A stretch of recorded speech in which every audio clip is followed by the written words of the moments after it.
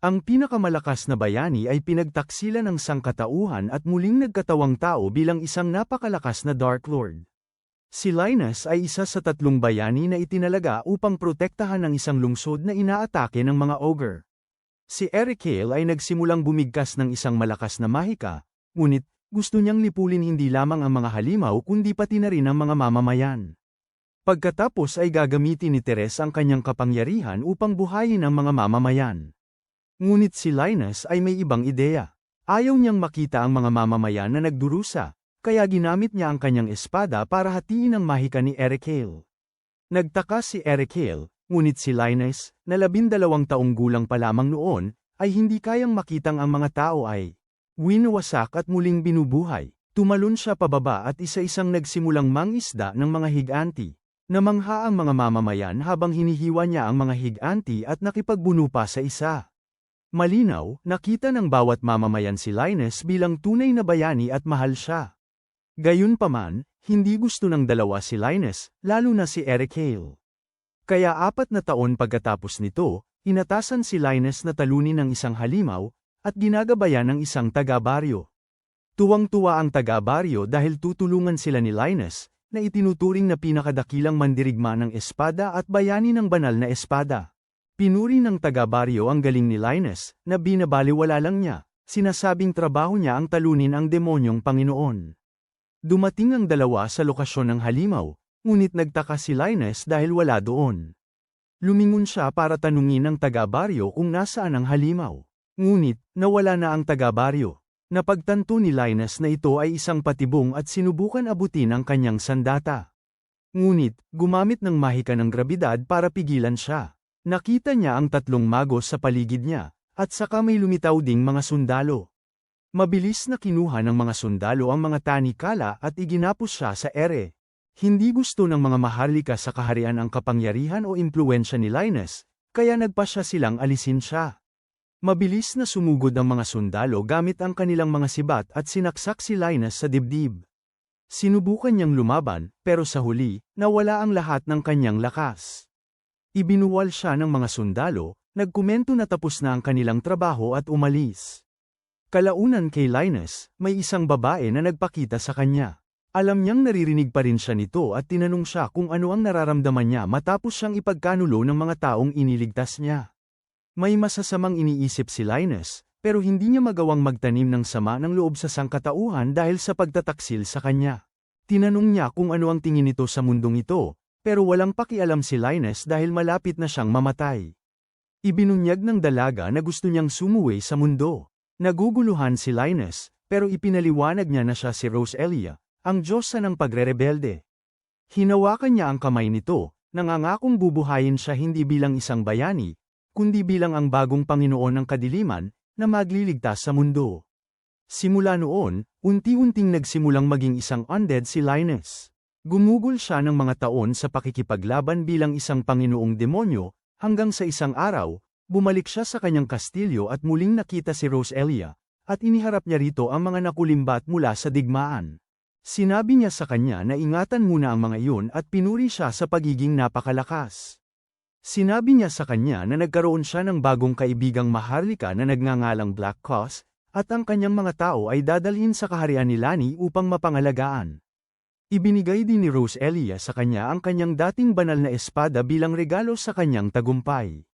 Sinabi niya sa kanya na hindi na bagay sa kanya ang banal na espada at binago ito sa isang espadang demonyo. Sinabi niya sa kanya na hindi niya mahuhugot ang espada maliban kung kwestiyonin nito ang kanyang katotohanan. Ngunit pagkalipas ng ilang taon, nagpa siya ang 6 na bayani na makipagdigma laban kay Linus, na nagpakita ng kanyang buong anyo bilang Dark Lord.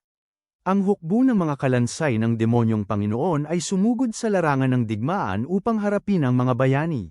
Ngunit ang mga bayani ay pinagpala ng mga kapangyarihan ng Diyos at ngayon may anyong anghel. Ang demonyong si Linus ay nakaupo sa kanyang silid at pinagmamasdan ang lahat mula sa kanyang bola. Lahat ng kanyang mga kuta ay natalo na at ito na ang kanilang huling linya ng depensa. Nagawa pang talunin ng mga kalansay ang ilang sundalong tao, ngunit isa sa mga bayani ay may kapangyarihang buhayin silang muli. Biglang, lumitaw ang isang malaking nilalang na parang puno, na ikinagalit ng demonyong si Linus dahil nakilala niya ito bilang ang pinakadakilang pantas na bayani na nag-iba ng anyo para magkaroon ng mas maraming kapangyarihan. Tumayo si Linus at tinawag ang kanyang setro para sumali sa laban. Ngunit pinigilan siya ng kanyang kasamang Fenrir at tapat na general. Pinaalalahanan si Linus na nangako siya sa Diyosa ng rebelyon. Ipinagkatiwala nito sa kanya na gawin ang isang bagay noong siya pa ay tao, kaya nagpasya si Linus na tanggapin ang pagkatalo. Binitawan niya ang kanyang tungkod at naglakad patungo sa isang pintuan habang winawasak ang kanyang kastilyo.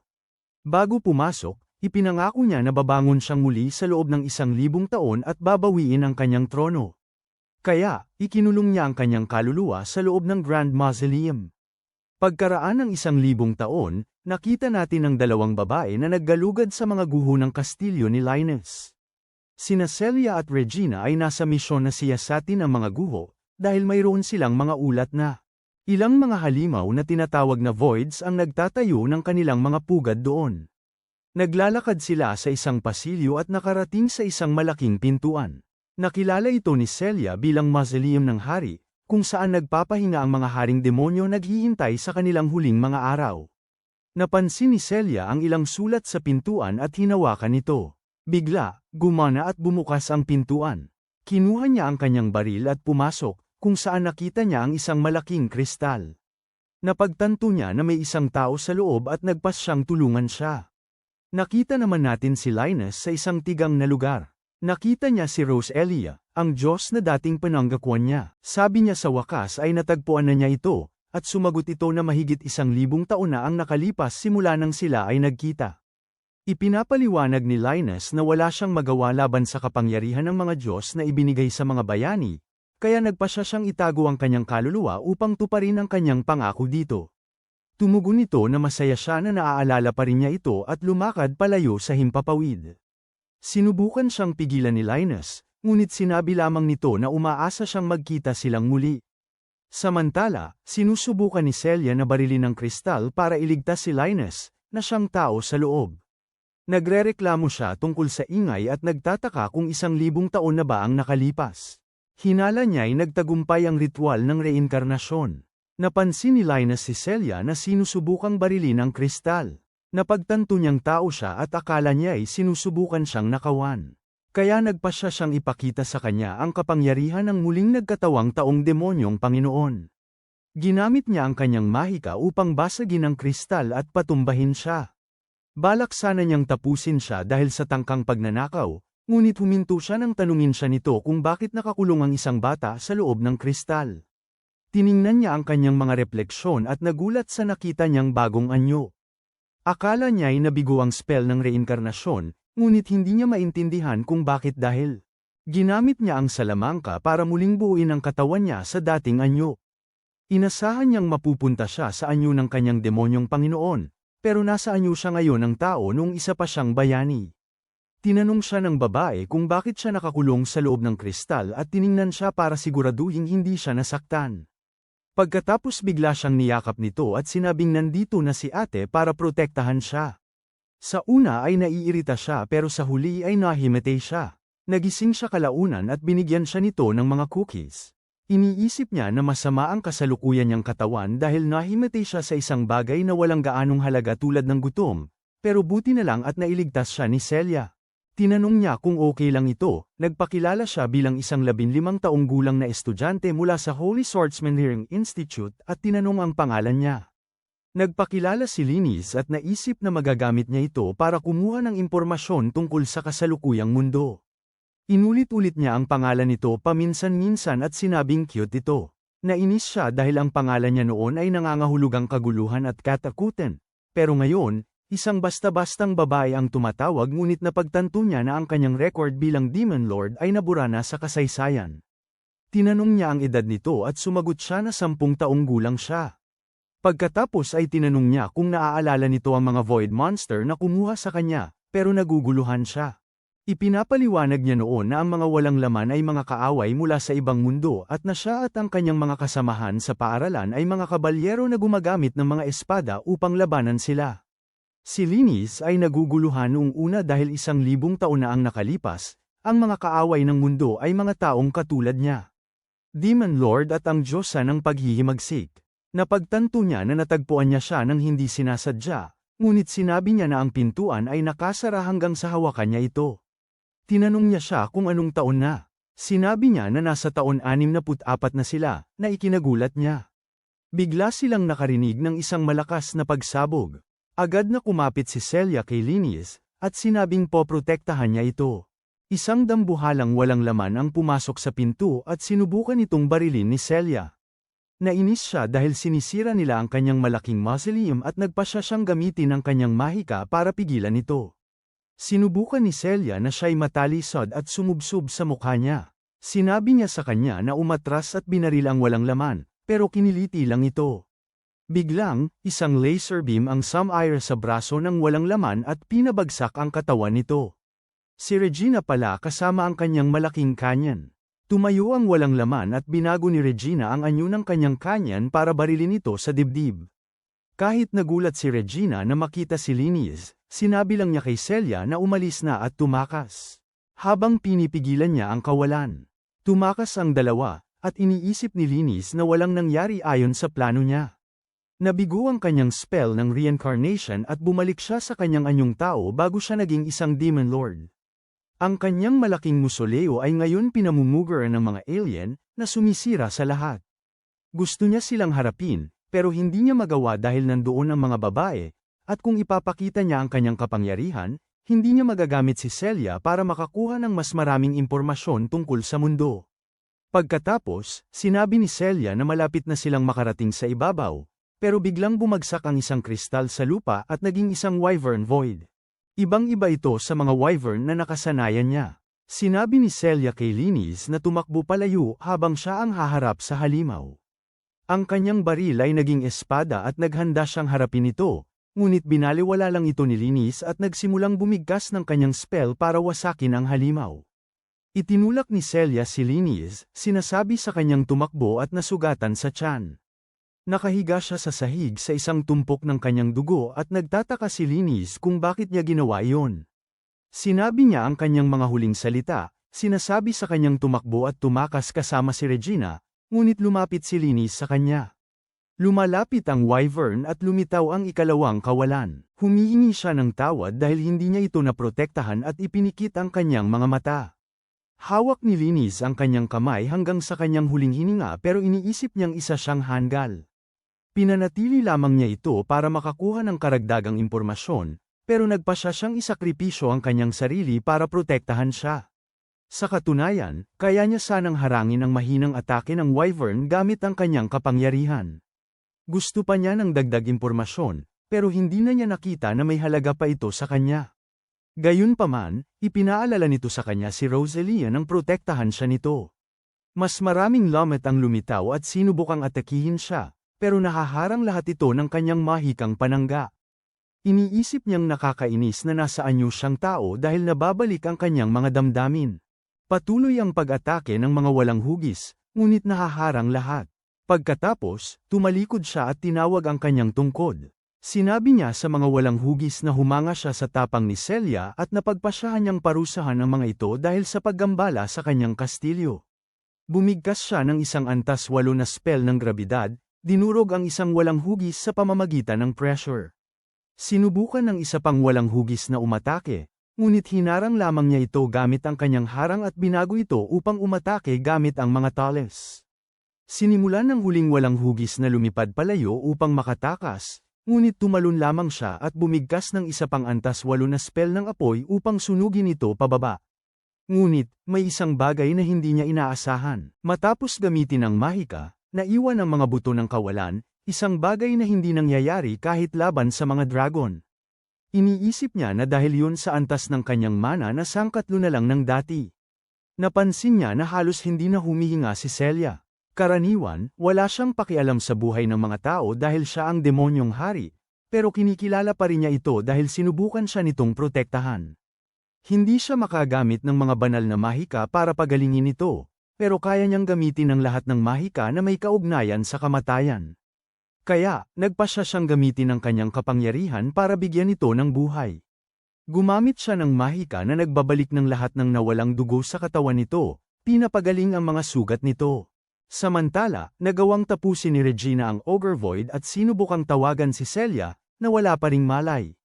Narinig ito ni Linus at humanga siya na ganun nakalayo ang narating ng teknolohiya ng sangkatauhan. Sa wakas, nagising si Celia at agad siyang niyakap, relieved na ligtas siya. Sinuri niya ang kanyang mga sugat at hindi niya maintindihan kung paano siya gumaling ng lubusan. Naguguluhan siya dahil sigurado siyang namatay siya. Ipinliwanag ni Linus na ginamit niya ang kanyang banal na mahika para pagalingin siya, pero hindi alam ni Celia kung ano ang mahika. Napagtanto niya na hindi gumamit ng mga spell sina Celia at Regina para labanan ang mga void, kundi ginamit nila ang kanilang mga sandata, na gawa sa makabagong mahika. Napagtanto niya na sa kasalukuyang panahon, hindi na kayang gumamit ng mahika ang mga tao. Naguguluhan pa rin. Tinanong ni Celia kung ginamit niya ang kapangyarihan ng isang banal na espada, ngunit hindi niya maintindihan. Ipinaliwanag niya na ang ilang banal na espada ay may kapangyarihang magpagaling sa Excalibur Academy. Naniniwala siya na kaya niyang gamitin ang kapangyarihang yun, at naniniwala na yun ang dahilan kung bakit siya ay kinuha ng mga void. Pagkatapos ay nagbigay siya ng buong paliwanag tungkol sa kung ano ang mga banal na espada. Sa madaling salita, ang kanilang mga kapangyarihan ay ginaisen ng sangkatauhan upang labanan ang mga void 60 taon na ang nakalipas. Halos natalo ang sangkatauhan sa digmaan laban sa mga void, ngunit ginaisen ng mga bata ang kapangyarihan ng banal na espada para kontrolin ang apoy, hangin, at iba pa. Napagtanto niya na ang kapangyarihang ito ay iba sa kanyang ginagamit, kaya nagpasya siyang itago ito sa lahat. Dumating si Regina, at tinanong ng mga babae kung anong nangyari sa kawalan. Nagsinungaling si Linus, sinabing nawala ito habang siya ay nanginginig sa takot. Nagpasya silang umalis sa mga guho, at hiniling ni Celia kay Linus na sumabay sa kanyang bisikleta, na ikinagulat niya. Sumabay siya at bumalik sila sa akademya, habang kinukulit ni Regina si Linus. Pagkatapos ng mahabang biyahe, natanong ni Linus ang syudad, at napagtanto niya na ito ang ikapitong assault garden. Tinanong ni Regina kay Linus kung ito ba ang unang beses niyang makakita ng isang hardin ng paglusob. Sumagot siya ng oo, at sinabing ito ay kahanga-hanga. Ipinaliwanag ni Regina na ang lungsod ay nakadaong doon ngayon, ngunit karaniwan itong gumagalaw, dahil ginagamit ito sa mga unang linya upang salakayin ang mga kolonya ng walang bisa. Sinabi niya na ang lungsod ay maaaring lumikha ng kuryente at pagkain at maaari ring tumawid sa karagatan. Nagtaka si Linus, dahil hindi niya alam kung paano makakagalaw ang isang bagay na ganito kalaki. Nagpasya siyang dapat niyang suriin ang mga puwersa ng tao bago siya magsimulang maghanda upang ibalik ang hukbo ng kanyang Dark Lord. Pagkatapos makapasok sa lungsod, ipinaliwanag ni Celia na ang mga taong maaaring gumamit ng kapangyarihan ng isang banal na kailangang mag-enroll ang espada sa Akademya ng Excalibur. Hindi sila direktang pinipilit na labanan ang mga walang bisa, pero kailangan nilang makipagtulungan sa panahon ng digmaan. Iniisip ni Linus na ito ay isang oportunidad para matuto pa tungkol sa mga banal na espada. Sinabi naman ng mga babae na magkikita sila pagkatapos niyang matapos ang kanyang inspection. Pagkatapos nilang umalis, pumasok si Linus sa banyo at tinawag ang dalawang pangalan, Black Cass at Sherry, na lumitaw mula sa kanyang anino. Si Sherry ay kanyang personal na katulong, habang si Black Cass naman ay kanyang pinakatiwalaang kaibigan, ang prinsipe ng kaharian ng mga anino. Sabi ni Linus na matagal na rin silang hindi nagkita, pero tinanong siya ni Black Cass tungkol sa kanyang bagong. Sinimulan ni Linus na haplasin si Black Cass, ipinapaliwanag na dahil sa isang pagkakamali, napunta siya sa kanyang orihinal na katawang tao. Binanggit ni Black Cass na ngayon lang niya nakita ang anyong bayani ni Linus. Sa wakas nagsalita si Sherry at inamin na sa tingin niya ay kaibig-ibig ang bagong anyo ni Linus. Nagalit siya at tinanong kung pinagtatawanan ba siya nito. Nagsimulang magpanik ang cute na babae, pero pinalampas ito ni Linus, binabanggit na tinawag niya sila dahil may kailangan siyang pabor. Hiniling niya sa kanilang imbestigahan ang syudad, ipinapaliwanag na ito ay isang ibang kinabukasan kumpara sa kanyang inakala. Ipinapaliwanag niya na hindi na gumagamit ng mahika ang mga tao, pero mayroon silang kakaibang kapangyarihan. Binanggit ni Black Cass na naamoy niya ang ibang uri ng kapangyarihan. Sinabi naman ni Linus na ang layunin niya ay mabawi ang kanyang hukbo ng Dark Lord, ngunit kailangan muna nilang malaman ang lahat ng kanilang makakaya. Pagkatapos, bumalik silang dalawa sa kanyang anino at sinimulan ang kanilang pagsisiyasat. Dumaan siya sa proseso ng pagsusuri, kung saan siya ay winisikan ng isang bagay. May ilang makinang nagsimulang suriin ang kanyang datos at nagpatuloy siya sa paglalakad. Pagkatapos ng pagsusuri, binigyan siya ng pansamantalang ID card. Lumitaw si Celia at inagaw ang card mula sa kanya para kunan ito ng litrato. Medyo naguguluhan siya. Ngunit ipinaliwanag ni Celia na nagpapatunay ito ng kanyang pagkakakilanlan sa lungsod. Pagkatapos, sinabi niya sa kanya na oras na para bisitahin ang akademya at pinasakay siya sa kanyang bisikleta. Iginala siya ni Celia sa syudad, ipinakita sa kanya ang malaking distrito ng komersyo, na ikinagulat ni Linus. Nabanggit niya na tila payapa ang lahat sa syudad, na nagtulak kay Celia na magpaliwanag. Sinabi niya na ang ikapitong Assault Garden ay hindi pa nasa Lakay dahil ito ang pinakabagong syudad. Ngunit, kasalukuyan silang nagtatayo ng bago. Ibinunyag din niya na ang mga Holy Swordsmen ay ipinadala sa mga harapan para lumaban, ngunit ligtas ang syudad. Gayunpaman, si Linus ay lubhang humanga sa dami ng malalaking gusali sa paligid at nagtanong kung bahagi ito ng akademya. Kinumpirma ni Celia at nagsimulang ipaliwanag ang mga gusali at kung saan ito ginagamit. Ang pinakamahalaga ay ang mga kainan, ang lugar ng pagsasanay, at ang bulwagan ng sayawan. Medyo naguguluhan si Linus. Hindi niya maintindihan kung bakit mayroon silang bulwagan ng sayawan.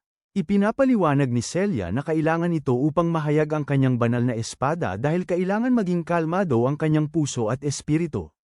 Ipinakita niya sa kanya ang dormitoryo ng mga babae, ngunit pinigilan sila ni Mazel. Napansin ni Linus na pilit siyang iniiwasan ni Celia, ngunit sinubukan siyang pigilan ng lalaki. Tinanong niya kung sino si Linus, ngunit sinabi lamang niya na walang kinalaman dito si Mazel. Sinimulan ng lalaki na kutsain si Celia. Tumawa siya at sinabing tumatanggap na raw ng mga bata ang pulutong ni Celia dahil puro sila bigo.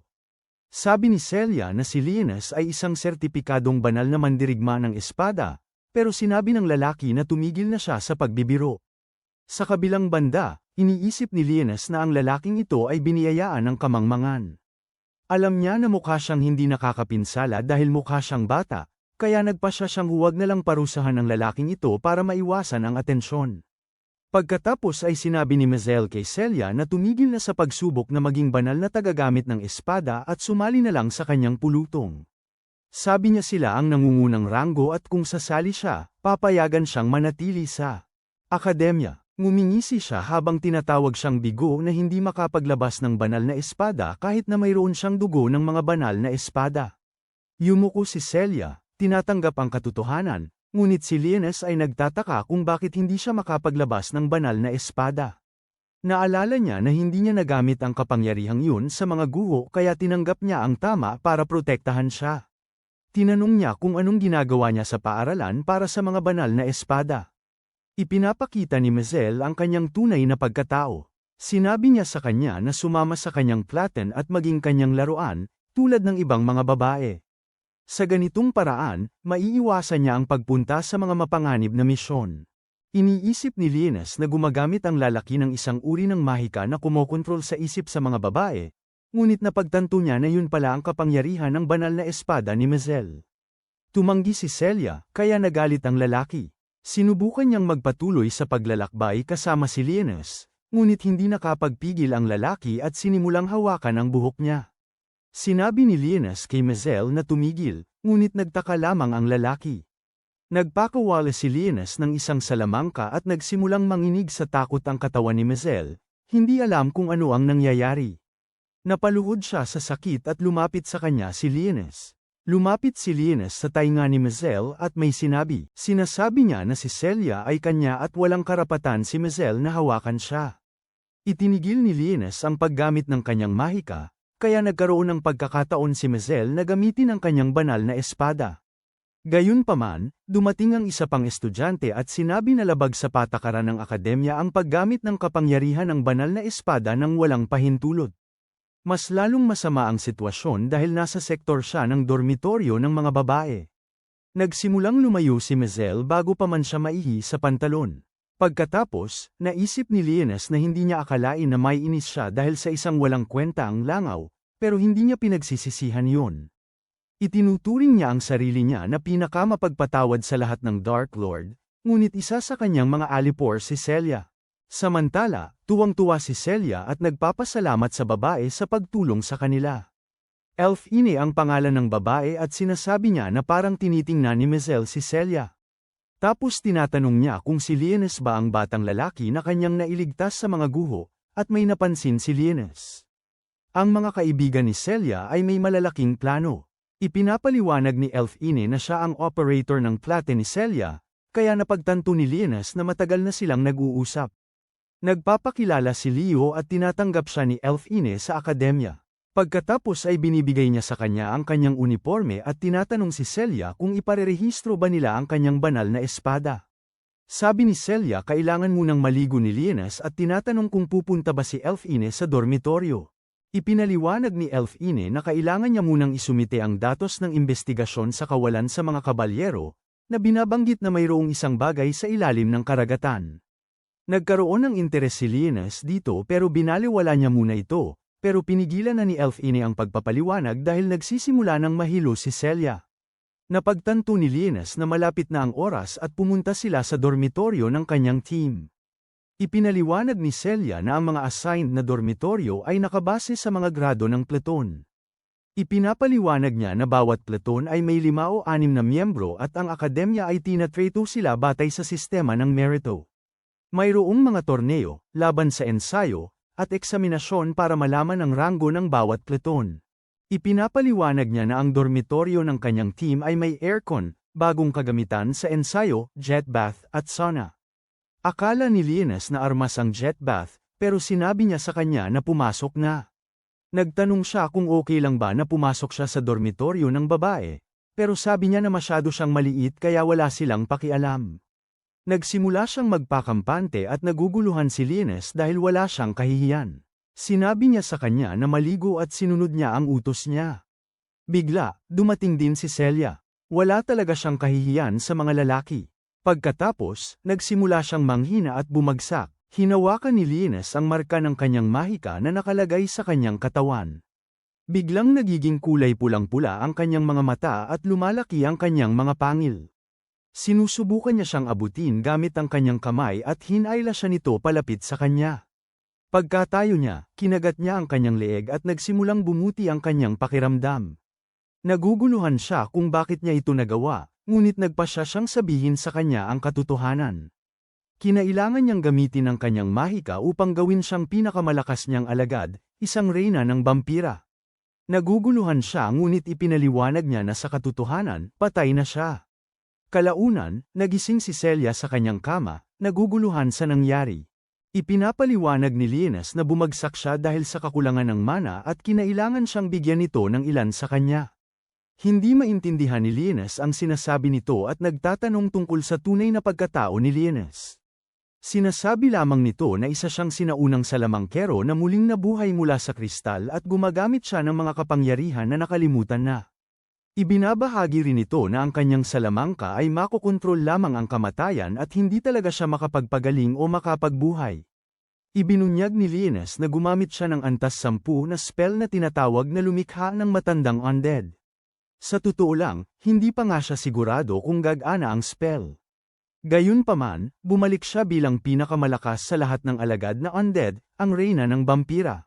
Nag-aalala siya na baka isa na siyang vampira, pero ipinaliwanag ni Lienes na kulang siya sa mana kaya kinailangan niyang uminom ng kaunting dugo niya dahil sa kanyang pagiging vampira. Naniwala siya sa kanyang kwento at humingi ng paumanhin si Lienes dahil hindi niya siya nailigtas ng maayos. Nagtanong siya kung maaari niyang ibahagi ang kanyang kwento at pumayag si Lienes na makinig. Ikinwento niya ang nangyari 6 na taon ang nakalipas, kung paano nawala ang kanyang lungsod dahil sa pag-atake ng Void, kasama ang kanyang mga magulang. Sinabi niya na ang kanyang mga magulang ay parehong gumagamit ng banal na espada na sinubukang protektahan ang lungsod. Nalulungkot siya dahil kinailangan niyang mapunta sa isang silungan kasama si Regina. Simula noon, nagsasanay siya para gisingin ang banal na espada at labanan ang mga walang bisa. Pagkatapos, tinanong niya siya kung kaya pa rin ba siyang bumuo ng isang banal na espada, pero hindi niya alam. Sinabi lang niya sa kanya na mas malakas na siya ngayon dahil sa kanyang pagiging reyna ng vampira. Medyo nag-aalala pa rin siya, pero nagbago ang pakiramdam nang kumalam ang sikmura ni Lienes. Ipinagtawa niya ito at binanggit na mas marami na siyang oras na ginugol sa silid ng isang babae kaysa sa pagkain. Nagtungo sila sa kantina kung saan niya tinanong kung kaya pa rin ba siyang kumain ng normal na pagkain dahil isa na siyang vampira. Sagot ni Lienes kaya niya dahil isa siyang may mataas na ranggo. Babalik ang kanyang mana sa pamamagitan ng pagkain, pero matagal ito, kaya hindi ito ang pinakamabilis na paraan para manumbalik ang kanyang lakas. Tapos, sinaktan nila ang isang babaeng nakikipag-usap sa dalawang lalaki sa likod. Nagreklamo ang mga lalaki na hindi siya nakasuot ng uniforme ng eskwelahan at sinubukan nilang samantalahin ang sitwasyon. Nang hawakan siya ng isa sa kanila, agad niya silang pinabagsak gamit ang kanyang kahoy na espada. Pagkatapos, sinermonan sila ng babae, sinasabing may permiso siyang magdamit ng ganoon at nagsimulang tumakbo ang mga lalaki. Agad na tumakbo si Celia papunta sa babae at tinawag itong Sakuya. Tinanong niya kung ano ang nangyari, at ipinaliwanag ni Sakuya ang lahat. Dapat sana'y nasa isang tactical drill siya, pero tumakas si Sakuya dahil nakakabagot ito. At nagpas siyang magsugal hanggang sa mahuli siya ng dalawang lalaking iyon. Pagkatapos ay nagtuon siya ng pansin kay Lienes, ipinapaliwanag na nabanggit na siya ni Elfine. Pinaninindigan ni Celia ang kanyang bersyon, sinasabing dinukot siya ng mga void at iniligtas niya ito. Pagkatapos ay nagpakilala si Sakuya at nakipagkamay sa kanya. Mabilis niyang napansin na isa siyang taong naglaan ng buong buhay sa espada, at nagtataka kung gaano katindi ang kanyang pagsasanay. Ibinunyag naman ni Celia na si Sakuya ang tagapanguna sa pag-atake ng kanyang platen at napilitang magbayad para sa pananghalian ng lahat. Habang kumakain, tinanong ni Lienes si Sakuya kung bakit ganoon ang kanyang pananamit. Ipinaliwanag ni Sakuya na ito ang tradisyonal na kasuutan ng kanyang tinubuang lupa at isang alaala ng ang kanyang kapatid. Sinalakay at winasak ng mga void ang kanyang nayon at siya lang ang nakaligtas. Kaya ngayon, nagsasanay siya para lumakas at makaganti. Nagpaumanhin si Lienes sa pagtatanong tungkol sa ganoong mga pangyayari, at ipinaliwanag ni Sakuya na karaniwan, kailangang magsuot ng kasuutan ng akademya ang mga tao. Pero dahil alaala ito mula sa kanyang kapatid, sa paano man nakakuha siya ng espesyal na pahintulot na isuot ito. Pagkatapos kumain, pumunta sina Celia at Lienes sa lugar ng pagsasanay para irehistro ang kanyang banal na espada. Doon niya nakilala si Alto, ang instruktor na namamahala sa kanyang pagsusuri. Ipinaliwanag niya na susuriin niya ito para malaman kung anong uri ng banal na espada ang mayroon siya. Sinabi lang ni Lienes na isa siyang support na kayang gawin ng iba't ibang bagay depende sa sitwasyon. Napansin niya ang ilang robot sa paligid at nagtanong tungkol sa mga ito. Ipinaliwanag ni Celia na ang mga robot na iyon ay void simulators. Sa madaling salita, kaya nilang kopyahin ang mga galawan ng labanan sa void. Sinabi ni Alto kay Lienes na labanan ito dahil nakatakda ito sa mababang antas. Akala niya sapat na ang level 2 gravity spell para tapusin ito ng mabilis, pero napinsala nito ang lahat ng robot. Hindi makapaniwala si Celia at Alto. Tinanong ni Alto kung paano niya naduraj ang robot na yun at kung ang kanyang banal na espada ay talagang uri ng support. Gusto niyang malaman pa ang tungkol dito at nagsimulang tumingin sa kanila ang lahat sa paligid. Pagkatapos ay sinimulan niyang i-program ang Void Simulator sa mas mataas na antas, ngunit naantala sila ng nakakainis na si Mazel. Gusto niyang pangasiwaan ang pagsusuri. Sabi ni Lienes, okay lang sa kanya. Pero kinukutsari niya si Mazel sa pagsasabing kapantay niya lang ang mga robot. Sobrang nagalit ang lalaki kaya tinawag niya ang kanyang banal na espada na Harry Potter Wand. Tumawag din ng mga armas panghimpapawid ang kanyang mga alagang babae, ngunit sinabi ni Celia na hindi patas ang 5 laban sa isa, ngunit sinabi lang ni Mazel na may kakayahan ang kanyang banal na espada na kontrolin ang iba bilang kanyang sandata. Mayabang na sinabi ni Lienes na tatalunin niya lang ang 5 baguhan. Nagpasya si Celia na sumali at tulungan siya, nahulog sa plano ni Mazel, dahil papayagan siya nitong tulungan si Lienes sa isang kondisyon. Kung matatalo siya, sasali siya sa kanyang platen at magiging kanyang sunod Sanyeren. Alam ni Lienes na gusto lang ni Mazel na abusuhin si Celia at nagpasya siyang samantalahin ito. Tinanggap niya ang kondisyong yon, pero kung matatalo si Mazel, hindi na niya guguluhin pa si Celia. Gaya ng alam mo, ang lalaki ay sadyang hanggal kaya nagiging kampante at pumayag. Sinabi ni Linus sa kanya na hindi niya hahayaang hawakan ng kahit sino ang kanyang babae, at nagsimulang mamula si Celia. Humingi si Celia kay Alto ng isang espada para sa ensayo, isang replika ng banal na espada na ginawa para sa pagsasanay.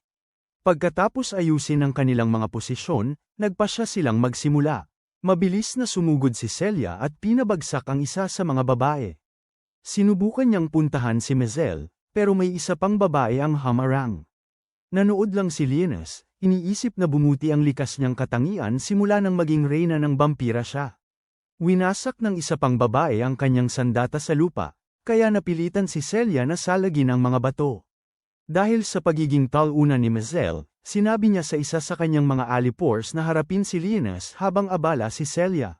Mabilis na sumugod ang babae at umatake gamit ang kidlat, pero ginamit lang ni Linus ang isang mababang antas na salamangka para harangan ito gamit ang kanyang anino, at pagkatapos ay ginamit niya ito para pigilan ang babae.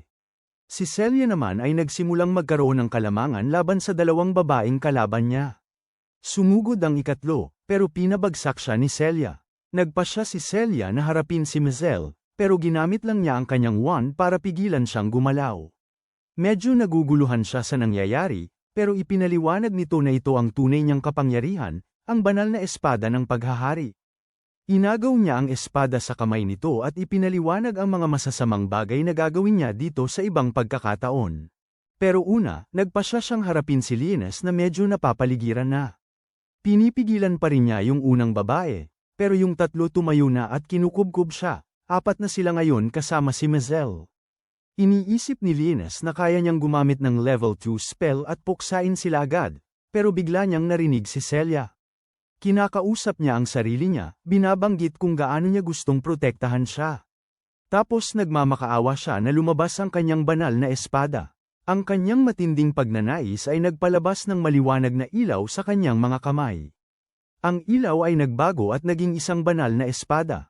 Hindi makapaniwala si Regina sa kanyang nakikita. Gamit ang kanyang banal na espada, nagawa ni Celia na makalaya sa pagkakagapos.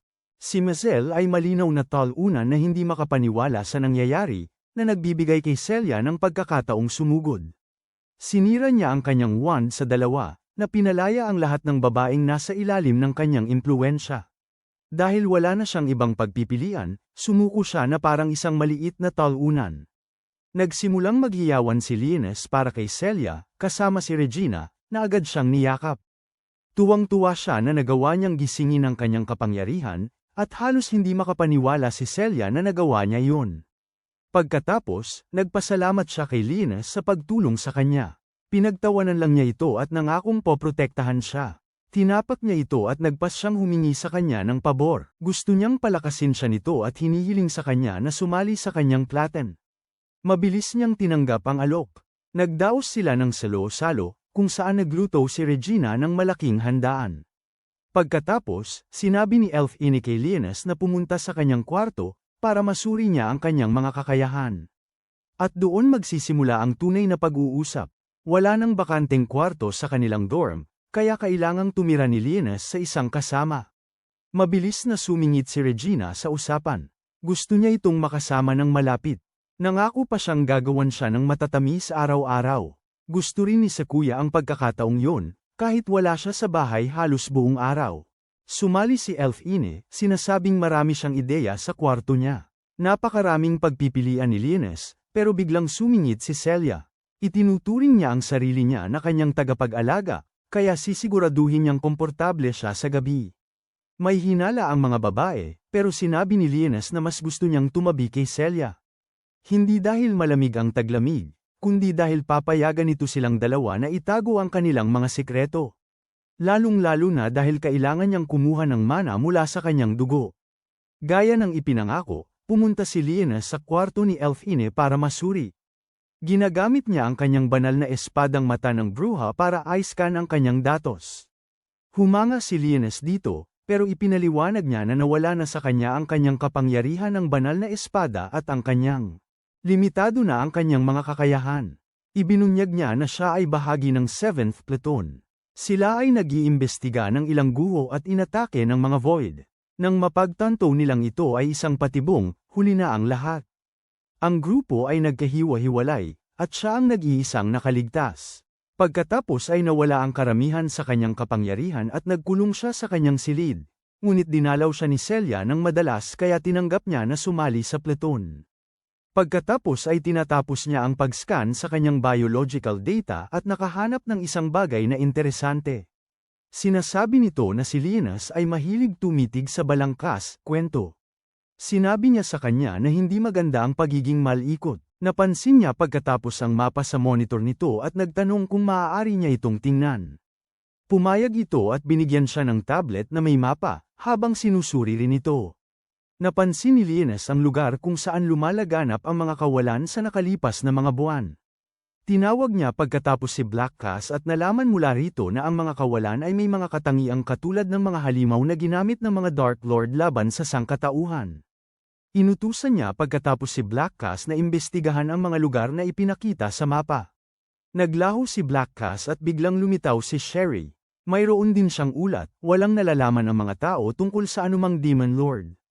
Hindi rin nila alam ang tungkol sa mga sinaunang Diyos o ang digmaan sa pagitan ng mga Dark Lord at ang anim. Mga bayani mula pa noong 1,000 taon. Hinihiling niya sa kanya na ipagpatuloy ang kanyang imbestigasyon. Samantala, may isang grupo ng mga diver na nagsisiyasat sa mga guho sa ilalim ng dagat. Nakakita sila ng isang malaking puno na may mukha. Nagsimulang tawagin ng puno ang pangalan ni Linus at inatake ang mga diver. Kinabukasan, nagising si Linus at napansin na nakagat ang kanyang leeg. Agad siyang pumasok sa kwarto ni Celia at inutusan itong bumangon. Dahil alagad niya ito, agad siyang bumangon, naguguluhan kung ano ang ginawa niya. Ipinakita niya sa kanya ang marka ng master contract, ipinapaliwanag na kaya niya itong utusan basta-basta, at hindi niya maaaring tanggihan ang kanyang mga utos. Bigla siyang nataranta at nagtanong kung kaya rin ba siyang utusan ni Linus na gawin ang mga bagay sa kwento. Ipinaliwanag ni Linus na hindi niya siya uutusan na gawin ang mga ganoong bagay. Napanatag siya, nagpas siyang maniwala na palaging mapagkakatiwalaan si Linus. Pagkatapos, binago ni Linus ang usapan, nagtatanong kung sinipsip niya ang dugo nito habang natutulog siya. Nahihiya siya, binabanggit na sumipsip siya ng kaunti dahil hindi niya mapigilan ang sarili sa gitna ng gabi. Tumugon si Linus na hindi siya nagagalit dahil alagad niya siya. Gayunpaman, dapat muna siyang magsabi ng isang bagay sa kanya. Naintindihan niya at humingi ng paumanhin sa kanya. Pagkatapos ay naantala sila nang magsimulang tumunog ang kanyang telepono. Sinagot ni Celia ang tawag ni Elfine at tinanong kung bakit ito bigla ang tumawag. Ibinahagi ni Elfine na may kakaiba siyang napansin. Dapat ay iniimbestigahan ng 13 platen ang ilalim ng dagat, pero hindi pa sila bumabalik. Kilala sila bilang magaling na grupo, pero wala pang balita. Sinabi ni Elfine na ipagpapatuloy niya ang pagsisiyasat sa kaso at magbibigay siya ng update mamaya.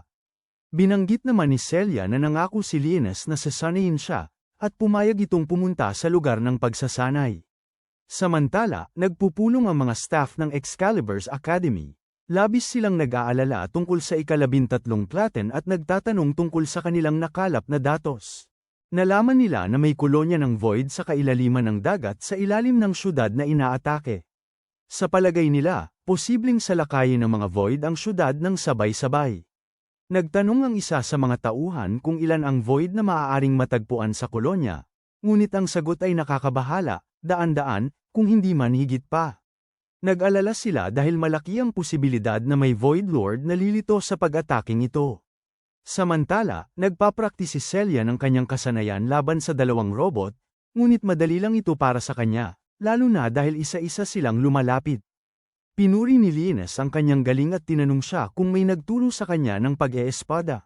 Ipinahayag ni Celia na tinuruan siya ng kanyang pamilya ng mga batayan noong bata pa siya, at simula noon, palagi siyang nagsasanay, ngunit mabagal na ang kanyang pag-unlad ngayon. Binanggit naman ni Linus na dapat ay mas malakas na siya ngayon dahil isa na rin siyang reyna ng vampira. Halos hindi siya makapaniwala. Ipinaliwanag ni Linus na hindi pa siya sanay gumamit ng malawak na reserba ng mana sa kanyang katawan.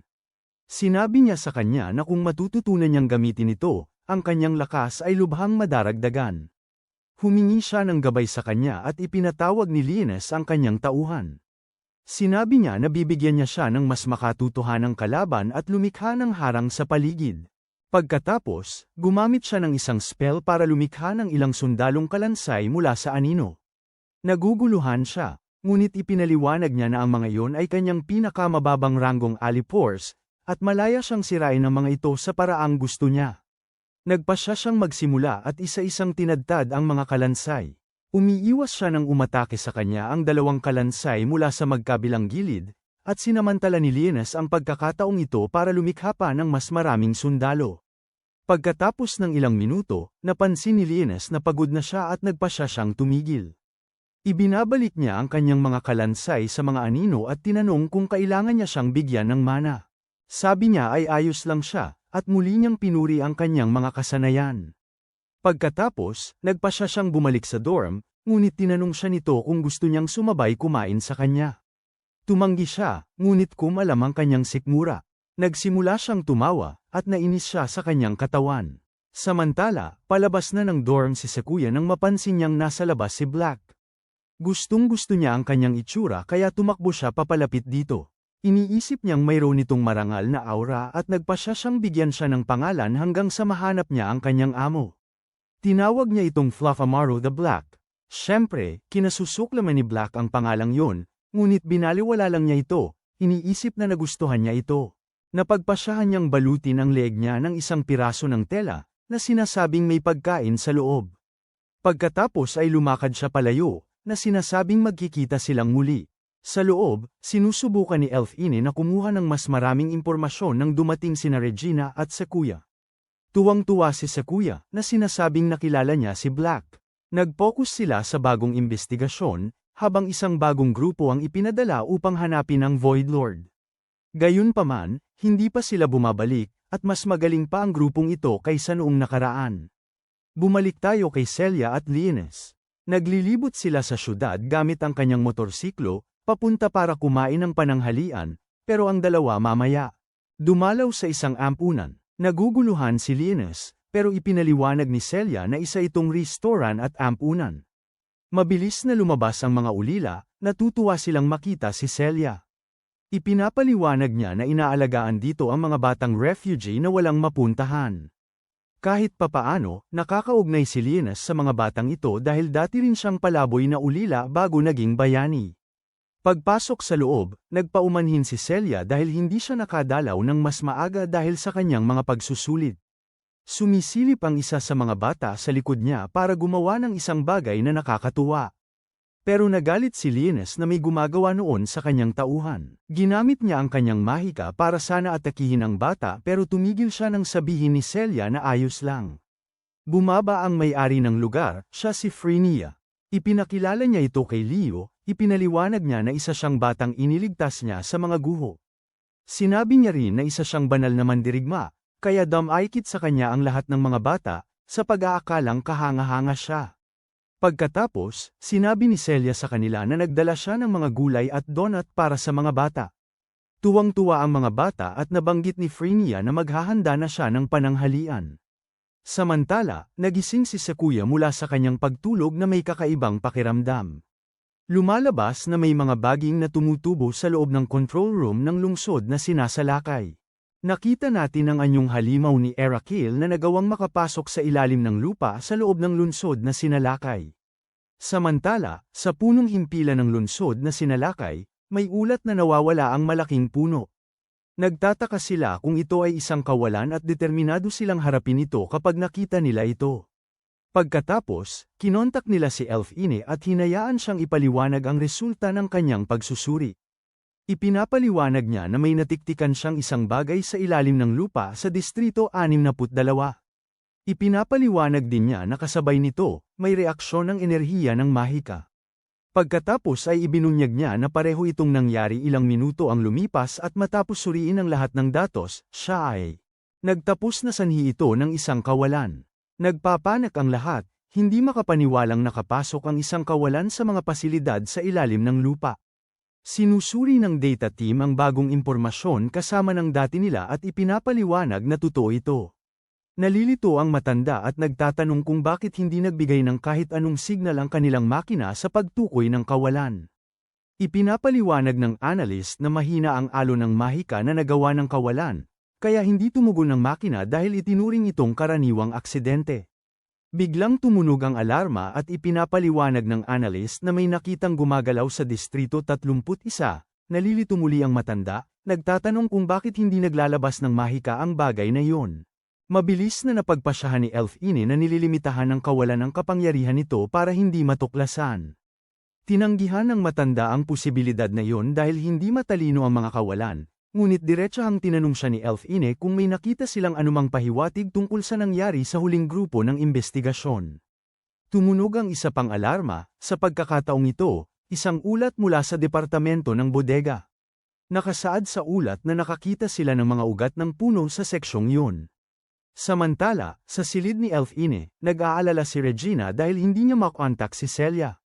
Tanong ni Elfine kung alam niya kung nasaan si Celia at sagot ni Regina na malamang nasa ampunan nito. Kasama si Linus. Sinusubaybayan sila ni Elfine sa pamamagitan ng GPS, ngunit tinatanong siya ni Regina kung talagang nakapasok na sa lungsod ang mga Void. Sumagot lamang si Elfine ng oo at sinabi kay Regina at sa kuya na manatiling alerto. Samantala sa ampunan, nag-e-enjoy ang lahat ng bata sa kanilang pananghalian nang tanungin ng isa sa kanila si Linus na ipakita sa kanya ang kanyang banal na espada. Halatang naiirita si Linus dahil dinuraan siya ng walang galang na bata. Gayunpaman, may isang batang babae na nagngangalang Chisla na pinakalma ang bata at binigyan si Linus ng kanyang panyo. Nakita ni Linus na siya ay isang mabait at edukadong bata, ngunit halatang may gusto ito sa kanya. Nahihiya siyang tinawag siyang cool dahil marunong siyang gumamit ng banal na espada at mabilis siyang bumalik sa kanyang kamatisan. Pagbalik sa punong himpilan, nakahanap sila ng ilang pahiwatig tungkol sa nangyayari. Hindi lamang sila nakahanap ng mga bakas ng paa, kundi nakakita rin sila ng pasilyong puno ng ugat ng puno. Hinihintay ng mga lalaki doon ang utos na sirain ang mga ugat na iyon. Bigla, ang mga ugat na iyon ay nagsimulang umbok at nagpakita ng parang mga mata. Sa sumunod na sandali, lahat ng lalaki ay inatake at nawalan sila ng komunikasyon. Naniniwala ngayon ang general na isa itong kawalan, ngunit nagtataka kung paano ito nakapasok sa ilalim ng lupa. Lumala ang sitwasyon nang ibunyag ng analyst na naputol ng mga ugat ang komunikasyon. Sistema sa loob ng lungsod. Sinimulan ni Harry Fatter na gamitin ang kanyang iPad para sirain ang sistema at muling itatag ang ilang komunikasyon. Dalawang lalaki ang nakaligtas sa huling atake. Gayunpaman, hinayaan nilang makawala ang walang bisa.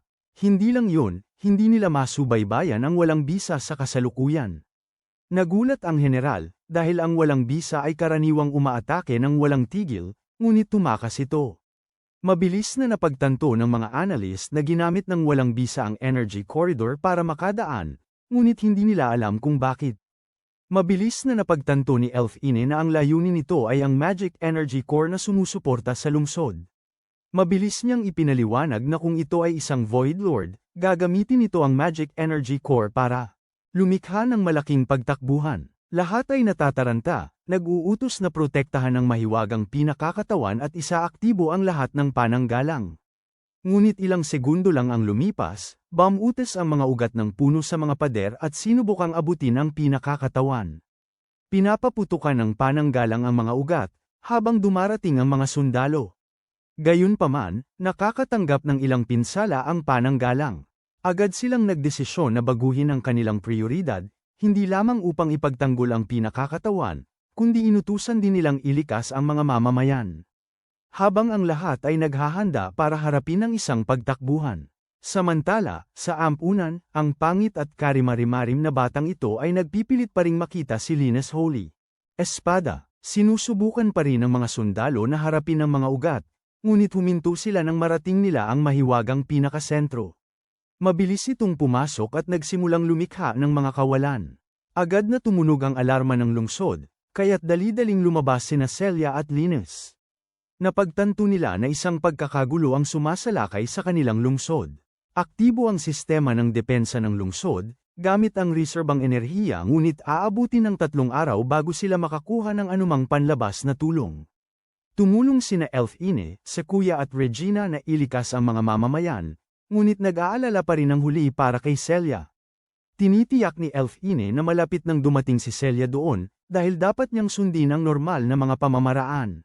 Pero ang focus nila ngayon ay harapin ang mga kawalan sa lugar. Ang kalangitan ay puno ng mga kawalan, ngunit ang mga machine gun ng sistemang pananggalang ay mabilis na umaaksyon laban sa kanila. Ang mga babae ay nakarating sa isang bubong, kung saan bawat isa sa kanila ay nagsimulang tawagin ang kanilang mga banal na espada at umaatake. Samantala, pinapanood ito ni Linus mula sa malayo, iniisip na ang mga humanoid na kawalan ay medyo malakas. Si Celia ay nagsimulang mag-alala at bumalik sa loob, sinasabing kailangan nilang ilikas ang mga bata. Sinubukan ni Linus na sumunod ngunit hinarang siya ni Sherry, na humihingi ng kanyang mga utos. Sinabi ni Linus sa kanya na protektahan ang kanyang mga familiar. Sinusubukan ni Sherry na tumanggi, sinasabing gusto niya siyang protektahan, ngunit sinasabi lang nito sa kanya na umalis. Pagkatapos, tinawag ni Celia si Linus, ipinapaliwanag na handa nang lumikas ang mga bata. Gayunpaman, may napansin si Linus at sinabi sa kanya na mapanganib sa labas. May dragon void sa lugar, at lumabas si Celia para harapin sila. Tinawag niya ang kanyang banal na espada, ngunit napansin ni Linus na hindi pa niya naabot ang tunay niyang lakas bilang isang reyna ng vampira. Nang tanungin kung siya ay natatakot, sumagot siya ng oo, ngunit hindi siya maaaring manatili sa takot at pabayaang mamatay ang mga bata. Ngumiti ito at nagpas siyang tawagin ang kanyang tungkod, nagpas siyang hindi hayaan ang kanyang pinakamalakas na familiar. Mamatay, dalawang kawalan ang sumalakay, ngunit mabilis silang tinapos ni Celia. Napansin niya pagkatapos, ang dalawa pa na nagliliyab sa himpapawid at napagtanto niyang gawa ito ni Linus. Tinanong niya kung ito ang kanyang kapangyarihan, ngunit nag-focus lamang ito sa mga susunod na target. Paraming kawalan ang nagsimulang lumitaw sa paligid ng lungsod. Napansin ni Sakuya ang ilang mga ogre at sumugod gamit ang kanyang espada, ginawang giniling na karne. Ginagamit ni Regina ang kanyang malaking canyon para barilin ang mga dragon pababa, habang ginagamit ni Elfine ang kanyang mga gamit para magmanman sa lugar. Bigla, naramdaman nila ang pagyanig ng lupa at napansin nila ang isang malaking hydra na galing sa kawalan. Tiningnan ni Linus ang mga kawalan at napagtanto na mga halimaw ito mula pa noong 1,000 taon na ang nakalipas. Kahit ang mga dakilang dragon ay nasira at naging mga kawalan. Mabilis niyang natanto na kung kasing lakas sila noon, hindi siya maaaring gumamit ng mababang uri ng salamangka. Sinabi niya kay Celia na protektahan siya habang nagkakas siya ng mataas na uri ng salamangka. Mabilis siyang sumugod upang harapin ang ilang mga kawalan, na nagbigay daan kay Linus upang simulan ang pagkakas ng kanyang salamangka. Gayunpaman, hindi niya talaga alam kung bakit niya ito ginagawa. Siya, ang dakilang demonyong Panginoon, ay hindi dapat mag-alala tungkol sa pagkawasak ng isang lungsod ng tao. Gayunpaman, hindi siya maaaring manatiling tahimik kapag may sumubok sa kanya at sa kanyang pamilya. Isang malaking dragon ang lumitaw sa harap niya at kinas ni Linus ang kanyang level 10 na salamangka. Ilang bowlang apoy ang lumitaw sa himpapawid at bumagsak sa lugar. Natakot si Celia dahil umuulan ng mga bowlang apoy, ngunit sinabi sa kanya ni Linus na huwag gumalaw. Nagawa niyang pigilan ang dragon, pero inatake nito si Celia ng apoy. Nailagay niya ito, at sinimulan sisihin ni Linus ang kanyang kasalukuyang katawan sa kanyang mababang antas ng kapangyarihan. Biglang, lumitaw si Black Cos mula sa anino at kinagat ang leeg ng dragon. Ginamit ni Linus ang pagkakataong ito para gumamit ng isa pang level 10 na spell ng grabidad, na nagpabagsak sa dragon sa sahig. Hindi makapaniwala si Celia na nakita niyang talunin ni Linus ang ganoong kalaking nilalang. Ngunit, biglang, nagsimulang lumindol at gumuho ang sahig. Muling lumitaw ang tatlong ugat, at pigilan nila si Celia. Dahan-dahan siyang hinihila papasok sa butas. Sinusubukan siyang tulungan ni Linus, ngunit may mga ugat na humaharang sa kanyang daan. Nagsisimulang magkaroon ng hugis ang mga ugat at tinawag ang kanyang pangalan. Ngumiti si Linus at nakilala ang mga ugat bilang si Irikil, isa sa mga dating bayani. Binanggit ni Linus na hindi niya inaasahang makilala si Irikil pagkalipas ng 1,000 taon. Tinawag niya ang kanyang staff at bumigkas ng spell. Gayunpaman, hindi siya direktang nilabanan ng puno at bumalik sa ilalim ng lupa. Napagtanto ni Linus na buhay pa rin si Celia dahil hindi pa nawawala ang marka. Lumabas si Black Cos mula sa dilim para pag-usapan si Irikil at kung paano siya nagbago pagkatapos niyang muling mabuhay. Napansin ni Black Cos ang mga bata mula sa ampunan na nakatingin kay Linus. Nagtataka siya kung bakit nila inilalagay ang kanilang mga sarili sa panganib at tinatanong siya kung may kinalaman siya sa kanila. Akala ni Linus na natatakot sila sa kanyang kapangyarihan. Lumapit siya sa kanila, sinasabi sa kanila na bumalik sa silungan pero nagpapasalamat sila sa kanya sa pagprotekta sa kanila. Nagmamakaawa sila sa kanya na iligtas si Celia, nagtataka na hindi sila natatakot sa kanya. Tinitiyak niya sa kanila na ililigtas niya siya. Nagtayo siya ng harang at nagpatawag ng mga bantay na kalansay para protektahan sila. Bumalik si Linus kay Black Cause na nakakuha ng tunog mula sa komunikasyon na aparato ni Celia. Nagkaharap sina Elfine at Regina sa Hydra at gusto nila ang suporta ni Celia, pero sinabi ni Linus sa kanila na dinukot si Celia. Sinabi niya kay Elfine na alamin ang lokasyon ni Celia gamit ang kanyang banal na espada pero sinabi niya na maghintay sila para sa tulong nila. Sinabi ni Linus na walang oras at ipinakita sa kanya ang lugar kung saan dinukot si Celia. Nagawa ni Elfine na hanapin ang lokasyon niya at sinabi kay Linus. Bigla, aatakihin na sana si Elfine ng Hydra pero pinutektahan siya ni Sherry. Habang papunta sa lokasyon ni Celia, tinanong ni Black Cause si Linus kung bakit niya pinadala si Sherry para tumulong. Mga tao, nagdadahilan si Linus kay Black Cause pero hindi kumbinsido si Black Cause. Sa huli, umamin si Linus na medyo nagkagusto siya sa tao at natuwa si Black Cause sa sagot niya. Ginamit ni Linus ang kanyang mahika para sirain ang pinto papunta sa silid kung saan nakakulong si Celia. Bigla silang pumasok sa silid at nakita nila ang lalaking sanga. Hawak ni Erical si Celia at sinabi ni Linus na oras na para ibalik ang kanyang alagad. Inilabas ni Linus ang kanyang mahika ng apoy na sumunog sa mga baging, ngunit mabilis na nag-regenerate si Erical at tinanong si Linus kung paano pa siya buhay. Sinabi ni Linus na hindi siya namatay kundi tinatakan niya lang ang kanyang kaluluwa 1,000 taon na ang nakalipas. Sinabi ni Erical sa kanya na nagbago na ang mundo mula noon. Sinasabi niya na kailangang muling itayo ang mundo, kasama ang walang laman na bituin. Tinanong siya ni Black Cause tungkol sa walang laman na bituin. Sinabi ni Erical sa kanya na napili siya upang maging tagapagdala ng mabuting balita. Maraming mata ang bumukas mula sa mga sanga ni Erical kaya napagtanto ni Linus na tinalo ni Erical ang mga pari ng Sagradong Orden.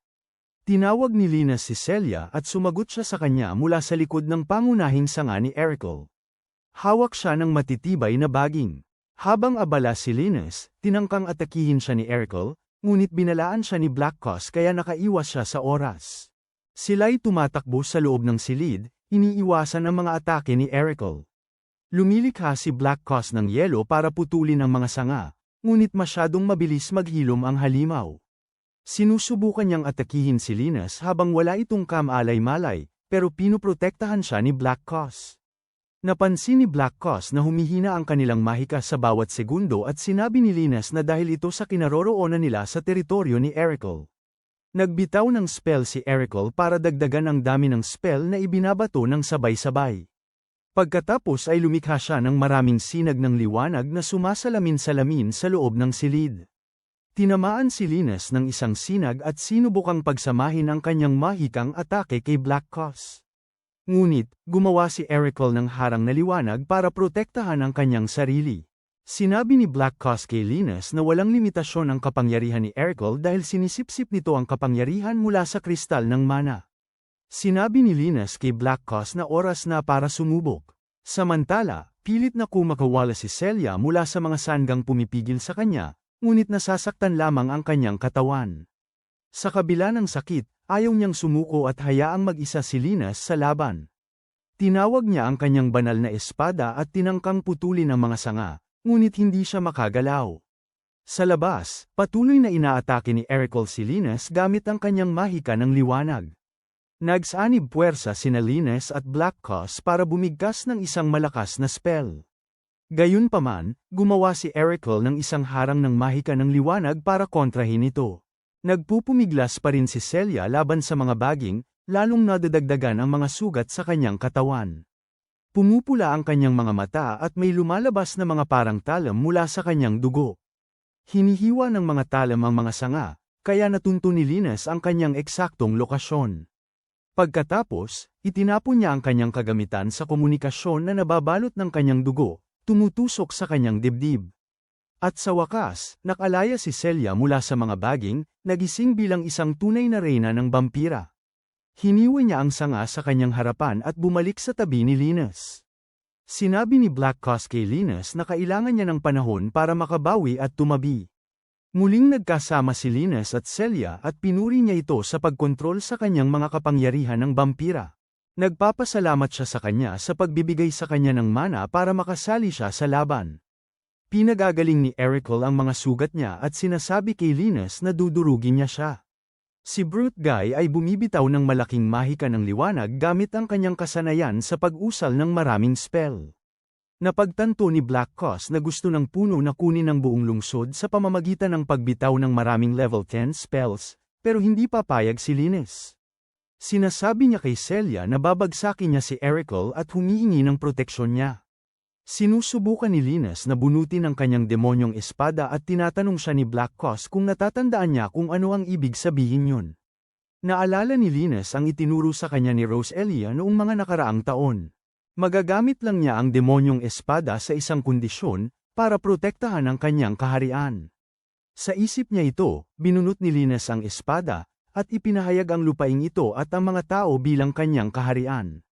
Binigkas niya ang tagubili ng espada at kinilala nito ang desisyon ni Linus. Sinabi ni Erical kay Linus na hindi niya mababago ang kapalaran ng mundo, ngunit sinabi ng ating bida na sisirain niya ang telang bumubuo sa kapalaran gamit ang kanyang sariling mga kamay. Ginamit ni Linus ang kanyang sekretong teknik ng espada, kaya nawala si Erical. Naglaho ang lahat ng kawalan at huminto ang pagdadamba. Kinabukasan, hindi makagalaw si Linus dahil sa sobrang sakit ng kanyang mga kalamnan. Lumabas na ang lakas ng espada ay masyadong mabigat para sa kanyang hindi pa ganap na katawan. Nagising si Linus kinabukasan na masakit ang mga kalamnan. Pumasok si Celia sa kanyang silid, dala ang regalo mula sa mga bata. Sinabi niya sa kanya na ang paggamit ng kanyang banal na espada ay gumamit ng maraming dugo at gusto niyang mapunan ito. Inasar siya nito tungkol sa kanyang pagpipigil sa sarili at sinabi niya na maaari naman siyang kumuha ng kaunti. Gayunpaman, pumasok ang mga batang babae sa kanyang silid at nakita sila sa ganitong sitwasyon. Ipinaliwanag ni Celia sa kanila na isa lamang itong malaking hindi pagkakaunawaan. Pagkatapos nito, nawasak ang lungsod dahil sa pagtakbo ng mga tao ngunit unti-unti na itong muling itinatayo. Matapos mawasak ang planta ng kuryente, nagtayo ng mga solar panel para gumawa ng mana. Sinusubukan ni Linus na ma-access ang imbakan ng impormasyon, pero sinabi ng isang espiritu na kailangan niya ng pahintulot.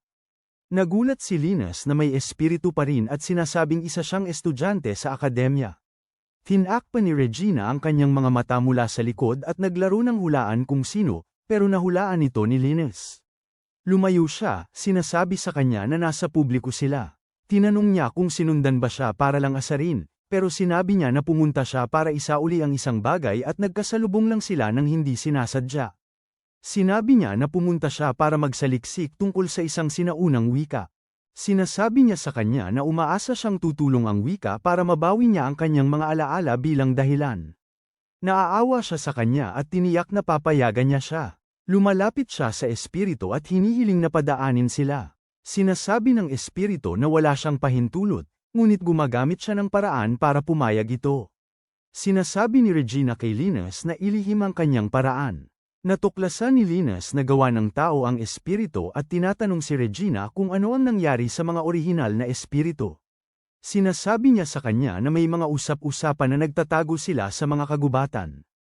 Nakahanap siya ng mga sanggunian para sa sinaunang wika sa vault at itinuro kay Linus, sinasabi na siya kaya niya lamang basahin ang mga aklat sa silid tipunan. Nakatanggap sila ng mensahe mula sa administrasyon na nag-iimbita sa kanila sa seremonya ng pagpupuri. Pinangungunahan ni Alteria, ang prinsesa ng imperyo, natutuwa si Linus dahil magagamit niya ang Maharlika bilang dahilan upang magtanong tungkol sa imperyo ng mga tao. Tinawagan siya ni Celia at tinatanong kung nasaan siya. Sinabi niya na may inas-ikaso siya pero magkikita sila sa daungan. Iniwan siya ni Regina sa silid tipunan. Samantala, sa labas, isang itim na leon na tinatawag na Bastia ang nagsabi sa kanyang grupo na kukunin nila si Alteria habang seremonya. Sumang-ayon si Rock sa kanya, sinasabing magagamit nila siya para ipakiusap na palayain ang kanilang mga nakakulong. Mga kapatid, galit si Gerder dahil ikinulong sila ng tao. Tinatanong ni Elsa si Bastia kung kakayanin nilang labanan ang mga banal na espada ng mga tao. Nagtatalo si Gerder at sinusubukan siyang pakalmein ni Bastia. Sinasabi ng isang estranghero na kulang sila sa pagkakaisa. Tinatanong siya ni Gerder kung bakit niya sila kinukutya at sinabi niya na nag-aalok siya ng tulong dahil kapareho niya ang kanilang sama ng loob. Tinatanong siya ni Rock kung tutulungan niya silang hulihin ng prinsesa at sinabi niya na bibigyan niya sila ng kapangyarihang higit pa sa banal na espada. Naglabas siya ng isang demonyong espada at binigyan si Bastia ng malaking kapangyarihan na nagtutulot sa kanya na gumawa ng sarili niyang espada ng demonyo. Napagkamala ni Rock na ito ay isang banal na espada, ngunit sinabi ng estranghero sa kanya na ito ay isang espada ng demonyo na maaaring gamitin ng kahit sino. Humanga si Elsa at naisip na ang tangka nilang pagdukot ay maaaring magtagumpay sa gayong kapangyarihan. Sinabi ng estranghero sa kanila na sinumang sapat na malakas ay makakakuha rin ng espada ng demonyo. Iminungkahi niya na agawin nila ang Hyperion at kunin ang prinsesa. Sinabi ni Gerder na kung nanakawin nila ang barko, maaari silang magliyag diretso upang palayain ang kanilang mga kasamahang nasa kulungan. Humingi ang estranghero sa kanila ng pabor kapalit ng mga espada ng demonyo. Sinabi niya sa kanila na ihatid sa kanya ang mga mandirigma upang sila ay magamit bilang alay sa ang Diyosa. Sumasang-ayon sila sa kanyang mga kondisyon. Tinanong ni Bastia ang kanyang pangalan at nagpakilala siya bilang si Sharnak ang mangkukulam ng madilim na gubat. Samantala, dumating si Linus sa daungan, humanga sa pantala ng mga barkong pandigma doon. Nagpasya si Linus na bilhan si Celia ng regalo at humanga nang sabihin ng tindero na gawa ito ng mga duwende. Tinanong ni Linus siya tungkol sa mga duwende at ipinaliwanag ng tindero ang pagkakaiba-iba ng mga taong naninirahan sa lungsod. Nakatayo si Prinsesa Almeria sa barkong pandigma upang batiin ang mga taong nagtipon sa daungan. Sinabihan siya ng kanyang gwardya na huwag masyadong lumapit sa gilid. Humihingi siya ng paumanhin at sinasabi na may hinahanap siya. Nagkita-kita sina Celia at ang iba pa sa platen kasama si Linus. Binigay niya sa kanya ang regalong binili niya bilang pasasalamat sa pagligtas ng kanyang buhay. Nagpasalamat siya sa regalo, sinasabing napakaganda nito. Sinabi niya sa kanya na oras na para sumakay sila sa barko at makipagkita sa prinsesa. Nagtanong si Linus tungkol kay Regina, pero sinabi nila sa kanya na hindi siya makakadalaw sa seremonya. Biglang tinawag ni Fenris na estudyante si Celia at tinanong kung anong ginagawa niya sa daungan.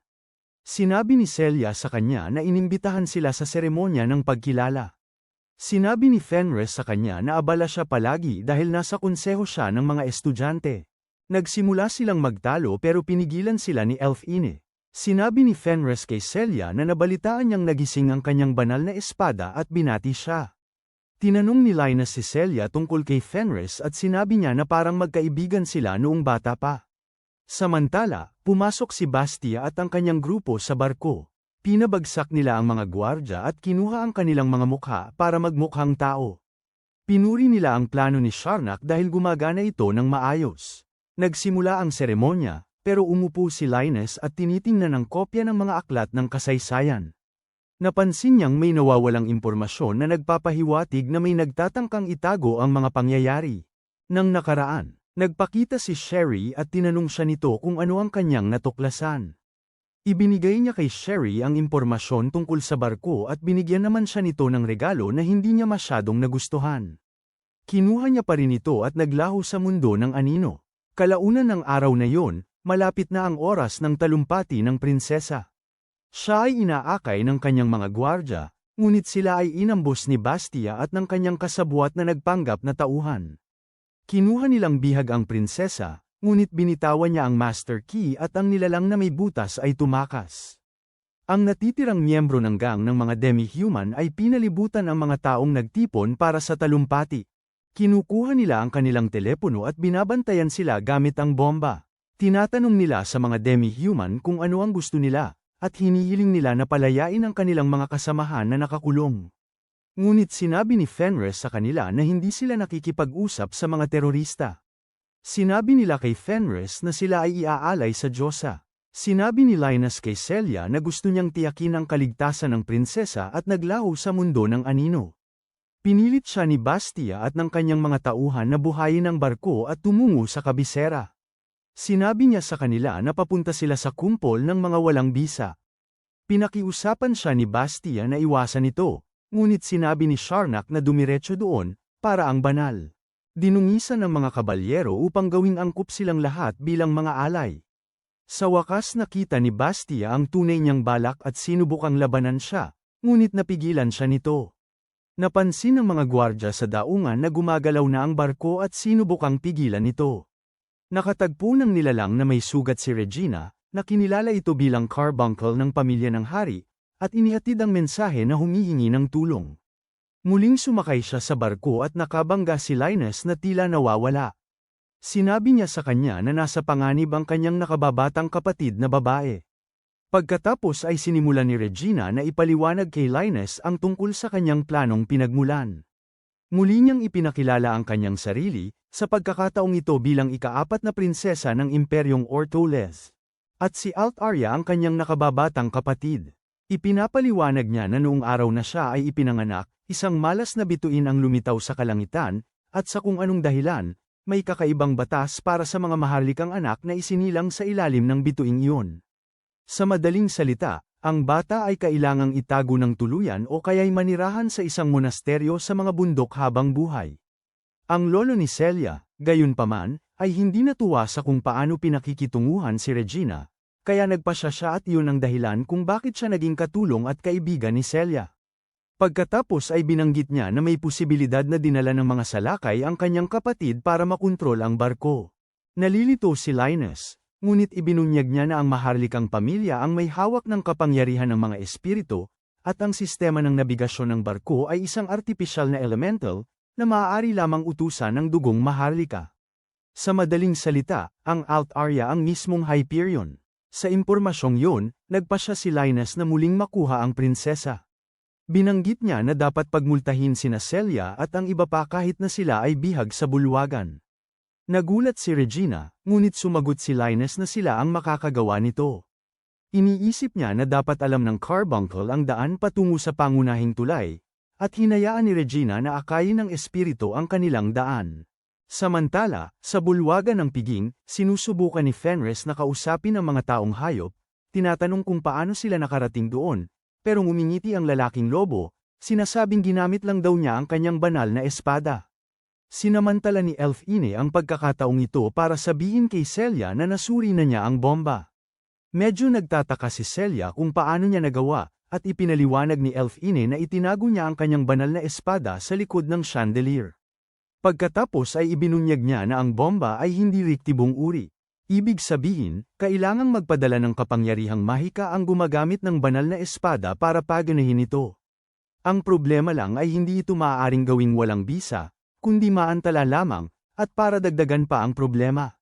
Sugat, kaya niya lamang itong maantala ng 1 segundo. Iniisip ni Celia na kung magtutulungan sila, madali nilang mapapatay ang bomba. Tumingin siya sa paligid at napansin ang isang tinidor. Nagpasya siyang itusok ito sa kanyang daliri, upang damyugo siya at ma-activate ang kanyang kapangyarihan bilang reyna ng vampira. Samantala, sina Regina at Linus ay nakarating sa pangunahing tulay, ngunit walang tao doon. Bagaman puno ito ng mga bangkay, nagtataka si Linus kung saan dinala ang prinsesa. Kinuha ni Regina si Carbuncle, na binabanggit na may posibilidad na makagawa sila ng koneksyon upang makausap si Alt-Arya.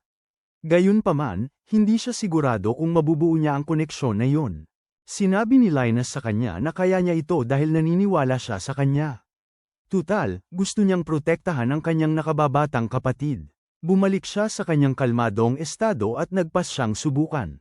Hinawakan niya ang carbuncle at nag-concentrate, sinusubukang kausapin ang prinsesa. Sumagot ang prinsesa, nagtatanong kung sino si Regina. Nagpanggap siya tungkol sa kanyang pagkatao, binabanggit na kaya rin niyang gumamit ng kapangyarihan ng espiritu at nagtanong kung nasaan ang prinsesa. Ang ibig sabihin lamang ng prinsesa ay siya ay dinadala palayo at nakikiusap kay Regina na mag-focus sa pagliligtas sa mga tao sa loob ng barko. Binanggit pa ng prinsesa na itinuro na ng mga terorista ang Hyperion upang iwasan ang Black Bahura, at ipinapakita na ang tanging paraan nila para mapigilan ang barko na makarating sa patutunguhan nito ay dalhin ang carbuncle sa tulay. Ipinapaliwanag ni Regina ang lahat kay Linus, na agad-agad nagtatanong kung nasaan ang prinsesa. Ibinubunyag ni Regina ang lokasyon ni Alt Arya ngunit nag-aalala dahil kung pipiliin nilang iligtas siya, may iwan ang lahat sa kanilang kapalaran. Gayunpaman, sinasabi lang ni Linus sa kanya na patigilin ang barko dahil ililigtas niya ang prinsesa. Ayaw niyang payagan itong umalis ng mag-isa dahil bata pa ito. Hindi pinapansin ni Linus ang kanyang sinabi at gumagamit ng mahika para wasakin ang bintana. Sinasabi niya sa kanya na mas malakas siya kaysa sa inaakala niya, kaya dapat silang mag-focus sa kanilang mga misyon. Tumalon pababa siya habang sinasabi ni Regina sa kanya na iligtas ang kanyang kapatid. Samantala, sa bulwagan ng kasiyahan, nakikita natin na sinusubukan ni Celia na gamitin ang kanyang kapangyarihan ng vampira para kontrolin ang kanyang dugo. Nagawa niyang lumikha ng manipis na linya ng dugo, hanggang sa lalaking nagkokontrol ng bomba. Sinabi niya kay Elfine na maghanda para antalahin ang bomba. Gayunpaman, hindi tumatahimik si Fenris at nagsimulang magdaldal sa lalaking lobo. Naiirita ang lalaking lobo gaya ko at nagbanta na hihiwi ng kanyang leeg. Nang biglang, nagawang makalaya ni Sakuya at nabitawan ang plato. Hindi maintindihan ng terorista kung paano nakakakain pa rin ng tinapay ang babaeng ito at nagtanong kung paano niya nakalas ang mga tali. Sumagot lang siya na ginamit niya ang kutsilyo sa mesa.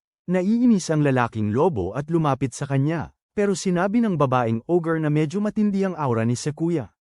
Muling tumayo si Fenris at binuka ang kanyang bibig. Ginamit ni Celia ang pagkakataong ito para kontrolin muli ang kanyang dugo at maghanda para sa kanilang atake. Hindi naghintay ang lalaking lobo. Inatake niya si Fenris na sa paanuman ay nakailag, gumamit ng ilang galaw ng judo, at pinabagsak ang lalaki sa sahig. Hindi natuwa ang lalaking lobo tungkol dito at sinabi sa isa pang lalaki na pasabugin ang mansanas. Ginagamit ni Elfine ang kanyang bola para antalahin ang spell, kaya nagamit ni Celia ang kanyang dugo at winasak ang wand ng lalaki. Sinundan ito ni Sakuya sa pamamagitan ng pagdidiin sa Ogre Girl sa mesa, at ipinatawag ni Fenris ang kanyang mga lobong yelo para i-freeze ang Wolf Dude. Sinamantala ni Celia ang pagkakataon para ipatawag ang kanyang banal na espada para atakihin ang lalaki at tuluyang wasakin ang mansanas. Gayunpaman, may mga reklamo siya kung paano halos sinira ni Fenris ang kanilang plano. Agad kinuha ng lahat ang kanilang mga gamit pero walang signal, at parang kakaiba ang pakiramdam sa paligid. Sinilip nila sa bintana at nakita kung gaano sila kalapit sa isang void reef. Nagsimula ng sumakay sa barko ang mga void at inatake sila. Alam ng lahat ang kanilang mga gawain, tutulungan ni Elfine at Celia ang mga bisita na makarating sa ligtas na lugar. Habang pinapabagsak ni Fenris at Sakuya ang mga halimaw, biglang narinig ni Celia ang boses ni Leo, pero naguguluhan siya dahil hindi niya ito nakikita.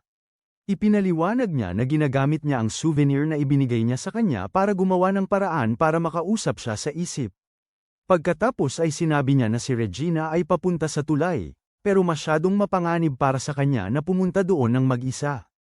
Kaya, hiniling niya kay Celia na tulungan siya. Samantala, si Regina ay halos napapaligiran na ng mga void, pero nakarating si Celia at nailigtas siya. Ang mga bagay sa bulwagan ng party ay kumakalma noong una, hanggang sa isang malakas na kawalan ang sumali sa kasiyahan. Walang magawa ang mga lobong yelo ni Fenris sa kanya. Sinabi ni Elfine sa kanila na maghintay hanggang dumating ang tulong, ngunit tumanggi si Sakuya, sinasabing kaya niyang harapin ang malaking lalaki.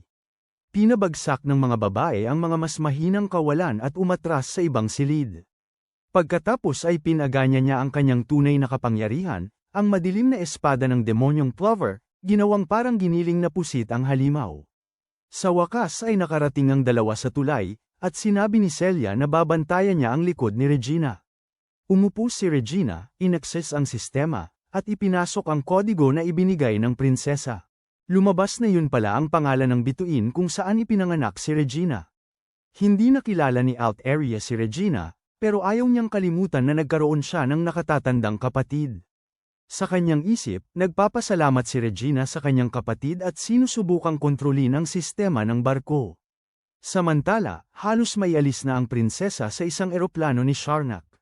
Napansin ni Elfine na nakaliko ang helikopter at masaya siyang ligtas ang lahat. Sinusubukan ni Sharnak na lumipad, pero tila hinihila pababa ang helikopter. Nakita niya bigla na ang mga gwardya sa lugar ay tinatamaan ng mga bolang apoy. Tumingin siya sa unahan at nakita ang isang batang lalaki, tinatanong kung akala niya ay makakatakas siya. Pabalik sa barko, si Elf Ine at ang iba pa ay napapaligiran ng kawalan. May ilang batang nagsimulang umiyak, lalo na dahil wala ng bala si Elf Ine na may paputok. Sabi ng isa sa mga babae sa iba na magpakalma dahil ililigtas sila ni Linus sa kung paanong paraan. Handa nang sumalakay ang halimaw, pero bigla na lang silang hiniwa-hiwa.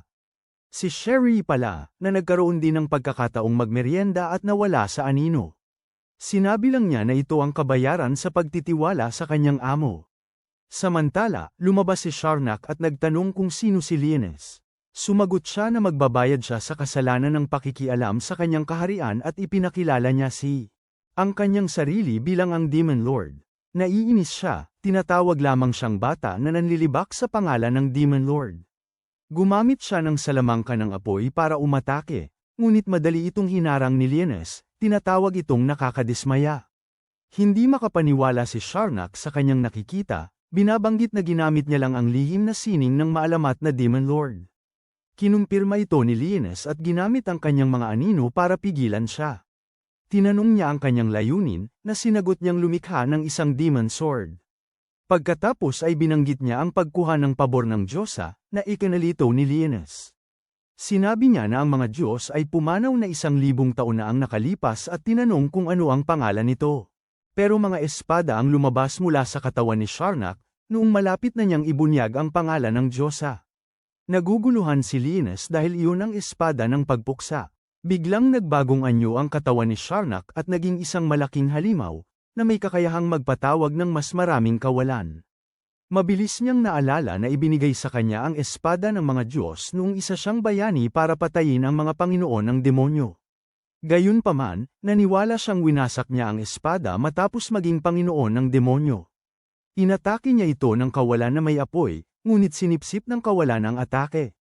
Biglang nawala ang kawalan at lumitaw muli pagkatapos ng ilang segundo sa kanyang ibabaw. Naiwasan ni Linus ang atake pero napansin niyang sinusubukang kunin ng maliliit na kawalan ang prinsesa. Winasak niya ang mga ito pero binigyan niya ng pagkakataon ang malaking kawalan para atakihin siya. Gayunpaman, pinapanood ni Regina, na kumokontrol sa barko, ang lahat mula sa surveillance camera at ini-activate ang defense system.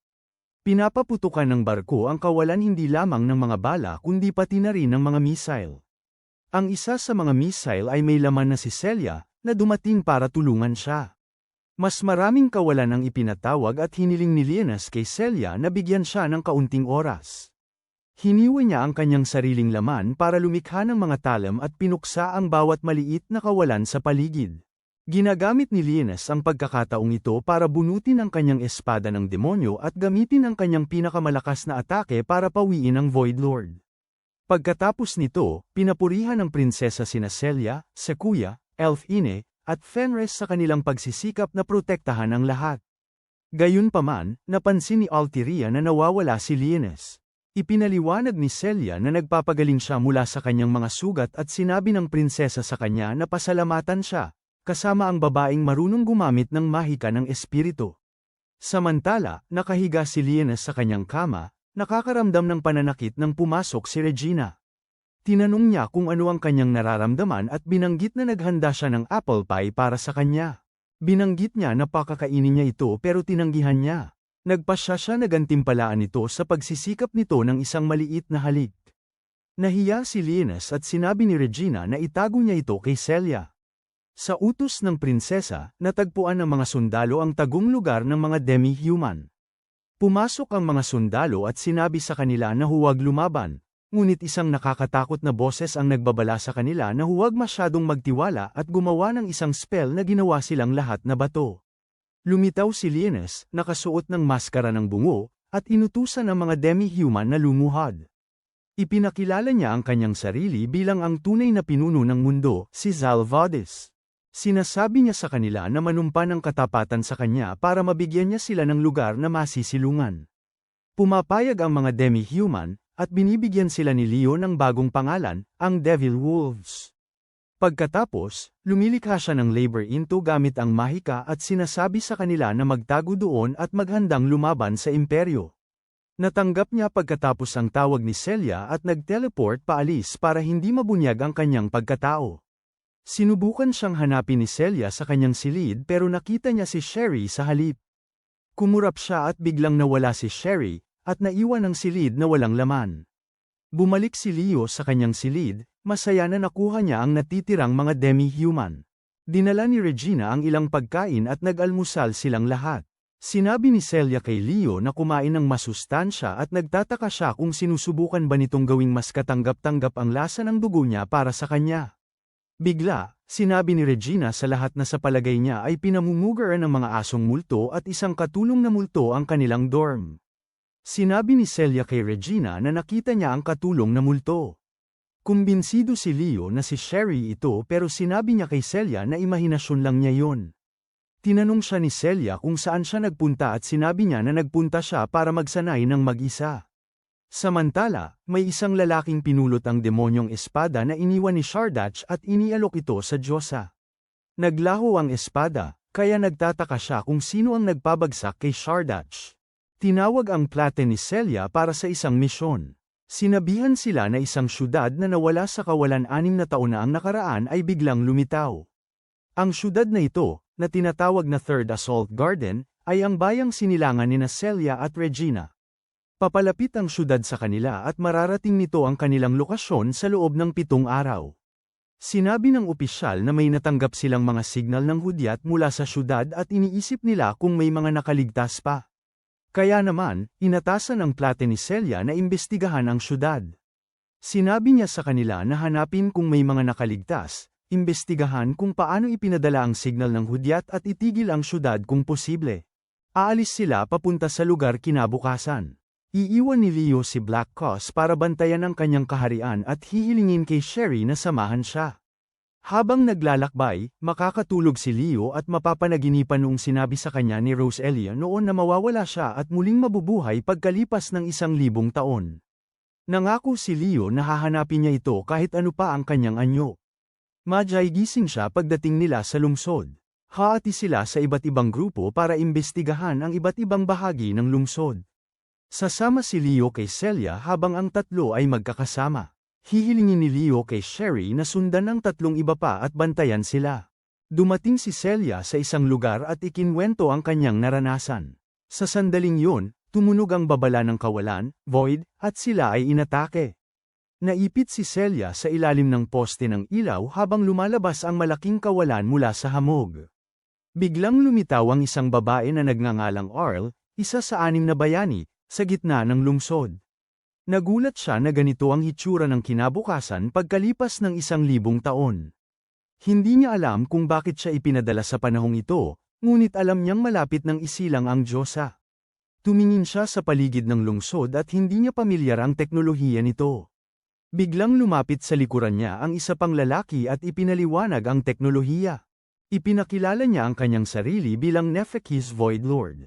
Tinanong siya ni Arl kung galing din ba siya sa nakaraan. Sinabi niya rito na alam niyang naroon siya para wasakin ang sisidlan ng Diyosa.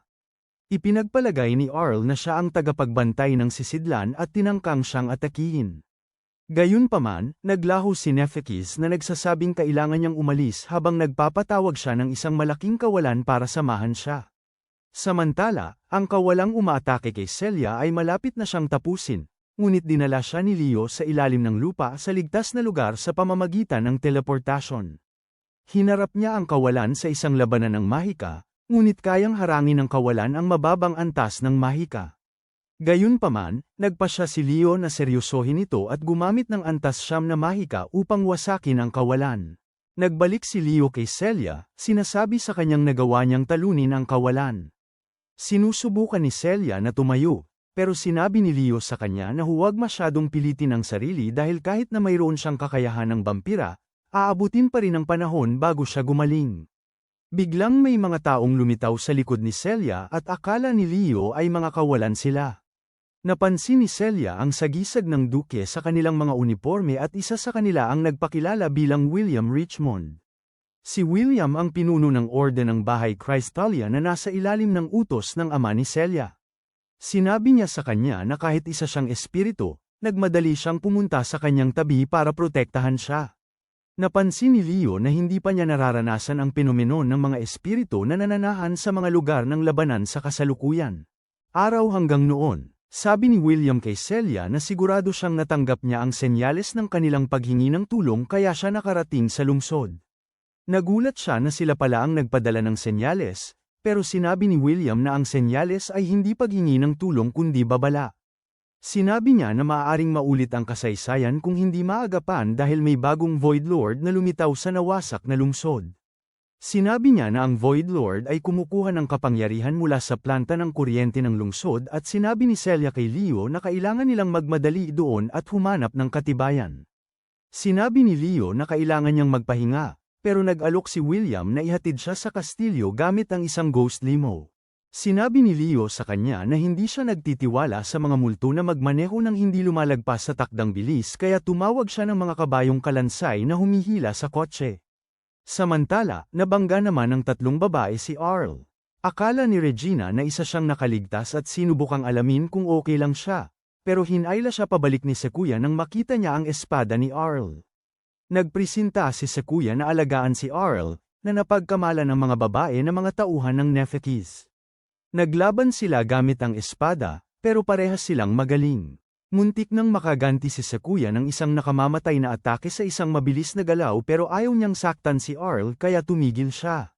Sinabi niya kay Earl na sana ay nanalo na siya kung hindi siya sugatan.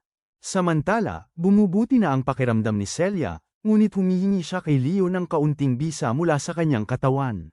Dumidikit siya kay Leo at sinisimulan siyang gamitin ng kontaken siya ni Elfine. Tinatanong ni Elfine ang tungkol sa laban sa kawalan at ibinibigay ni Celia ang ulat. Sinabi rin niya kay Elfine na maaaring nagtatago sa lungsod ang isang Panginoon ng kawalan at maaaring pinapakialaman ang planta ng kuryente. Sinabi ni Elfine na ginagamot nila ang isang nakaligtas at nagpasya silang magkita sa Crystalia Estate. Humihingi pa ng kaunting lakas mula sa katawan si Celia, ngunit iniharap ni Leo sa kanya ang isang damit na nagpapalakas sa kanya gamit ang kanyang vampire mana. Sinabi niya sa kanyang gamitin niya ito ng maingat dahil mabilis itong mag-uubos ng kanyang mana. Tinanong ni Celia sa kanya kung bakit niya bigla siyang binigyan ng damit at sumagot siya na ayaw niyang masaktan si Celia. Tapos binigyan niya si Celia ng mga kade ng may bungo bilang anteng-anteng. Bumalik tayo sa mga babae, tinapos ni Regina ang paggamot kay Earl. Tinanong ni Elfine si Regina kung bakit niya sila inatake pagkakita niya sa kanila at sinabi niya na napagkamalan niya silang mga kakampi ng Void Lord.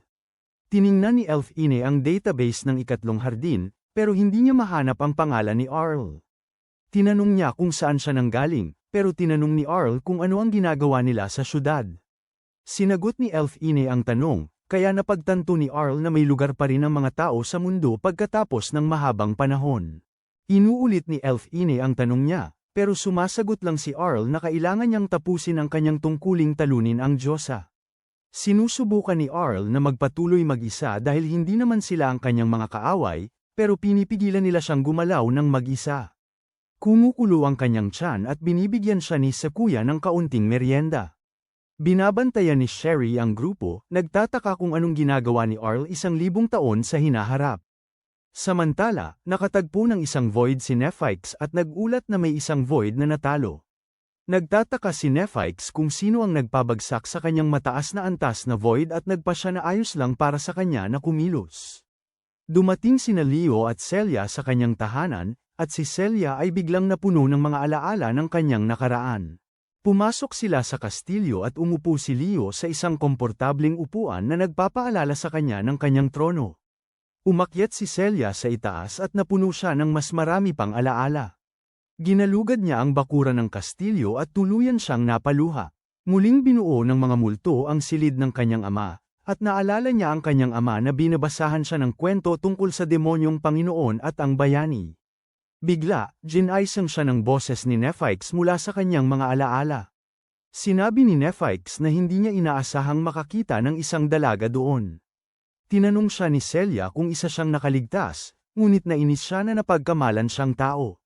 Nagsimula siyang gumamit ng mahika ng apoy at inatake siya. Narinig ni Leo ang ingay sa itaas at tumakbo para tingnan si Celia, na nawala ng malay. Habang wala sa sarili, nanaginip si Celia tungkol sa nakaraan kung saan inutusan siya ng kanyang ama na pumunta sa kanlungan kasama si Regina. Sinabi ni Celia sa kanya na sumama na lang siya, pero sinabi ng kanyang ama na kailangan niyang umalis para ipagtanggol ang mga tao sa lungsod. Sinabi niya na iyon ang tungkuling ipinagkatiwala sa kanilang angkan. Tinanong ni Celia kung pwede siyang sumama sa laban, pero sinabi ng kanyang ama na sabay silang lalaban kapag nagising na ang kanyang banal na espada. Pinaalalahanan siya ng kanyang ama tungkol sa kwento ng masamang demonyong Panginoon. Sinabi niya na naniniwala siya na balang araw, ang masamang demonyong Panginoon ay magpapakita at tutulong sa kanila. Talunin ang mga kawalan. Nagising si Celia at nakita ang tatlong nabuhay na muli sa harap niya. Akala ni Nephites na kaya ng kanyang antas tatlong mahika na talunin ng isang higanti, ngunit sobra ang pakikitungo sa isang tao. Nawala ang alikabok at nagulat siya nang makita ang mga mandirigmang nabuhay na muli. Sinabi nila kay Celia na poprotektahan nila siya. Humingi ng paumanhin si Nephites sa pag-akala sa kanya bilang isang ordinaryong tao lamang gayong kaya niyang tawagin ang mga sundalong nabuhay na muli. Nagpasya siyang subukan ang kanyang kakayahan sa depensa, ngunit biglang lumitaw si Leo at naghagis ng bolang apoy sa kanya, na nagpatamba sa kanya. Tanong ni Celia kung sino ang mga mandirigmang nabuhay na muli, at sinabi niya sa kanya na sila ang mga keychain na kanya binigay sa kanya kanina. Nagpakilala ang mga mandirigmang buhay patay bilang ang tatlong bayani ni Ragnos habang nagpapakita ng mga asta na parang Power Ranger. Sinabi nila kay Leo na magpahinga na lang dahil poprotektahan nila si Celia.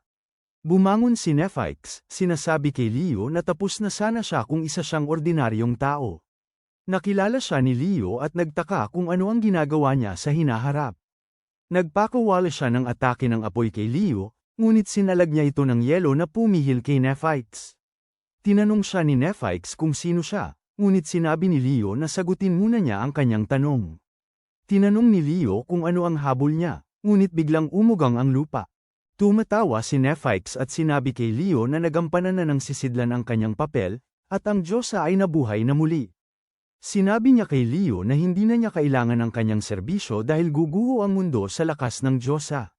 Sinubukan siyang pigilan ni Leo, ngunit naglaho siya. Nagtataka si Leo kung ano ang ginagawa ni Nephites sa kasalukuyan at kung ginaisang niya si Rosaria. Ang simbolo ng Sagradong Orden ay lumitaw sa kalangitan at sinabi ng mga undead na mandirigma na kailangan nilang lisanin ang gusali. Isang malaking nilalang ang lumitaw at sinabi ni William kay Celia na magtago. Ilang nilalang ng kawalan ang gumalaw habang tumutugtog ang himno ng Sagradong Orden. Nakilala ni Leo ang himno at natukoy niya ang nilalang bilang labi ni Saint Teres, isa sa 6 na bayani. Ibinabalita ni Celia sa tatlo pa at agad silang kumilos. Iniwan si Arl na may kaunting pagkain. Nagpakawala sila ng missile na naglabas ng backup na signal. Dumagsa ang mga nilalang mula sa kawalan sa paligid ng syudad habang nagdesisyon ang tatlo pa na makipagkita kay Celia. Patuloy na nilalabanan ni Celia at ng mga mandirigmang undead ang mga nilalang mula sa kawalan ngunit anumang pinsala ang matamo nila, agad silang gumagaling. Ganito rin ang problema ni na Regina at sa kuya sa mga nilalang mula sa kawalan na umaatake sa kanila. Nag-scan si Elfine at sinabi niya sa kanila na ang ulo ang kahinaan ng nilalang. Sinabi ni Leo kay Celia ang parehong bagay at madali na nilang matatalo ang mga kawalan. Lumapit si Santeres kay Leo at Celia.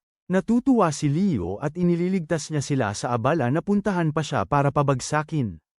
Patuloy na inaatake ni Celia, Leo at ng mga undead na mandirigma ang walang katapusang alon ng mga kawalan. Nagpasya si Leo na wakasan ang alon ng mga kawalan at naghagis ng malaking mahika kay Santeres. Natunaw siya sa mahika ngunit nagbagong anyo siya. Nagulat si Leo na kinaya niya ang gayong antas 10 na mahika. Naghagis siya ng sarili niyang antas 11 na mahika at nagtayo ng pananggalang si Leo. Nagpakawala siya ng ilang batong magma na sumire sa lahat ng nasa paligid niya. Sinabi ni Leo kay Celia na tatapusin na niya si Saint Teres at hiniling na bantayan siya nito. Pinrotektahan siya ng mga mandirigmang undead at ni Celia mula sa mga walang bisa habang siya ay tumalon at binunot ang kanyang espada ng demonyo. Sinubukan niyang atakihin si Saint Teres pero nagsimulang umalingaw-ngaw ang espada. Biglang lumabas ang boses ni Rosalia mula kay Saint Teres na nagtatanong kung gusto niyang gamitin ang espada para patayin siya. Hindi maintindihan ni Leo ang nangyayari habang sinasabi ng boses na hindi niya magagamit ang kanyang espada para pabagsakin siya.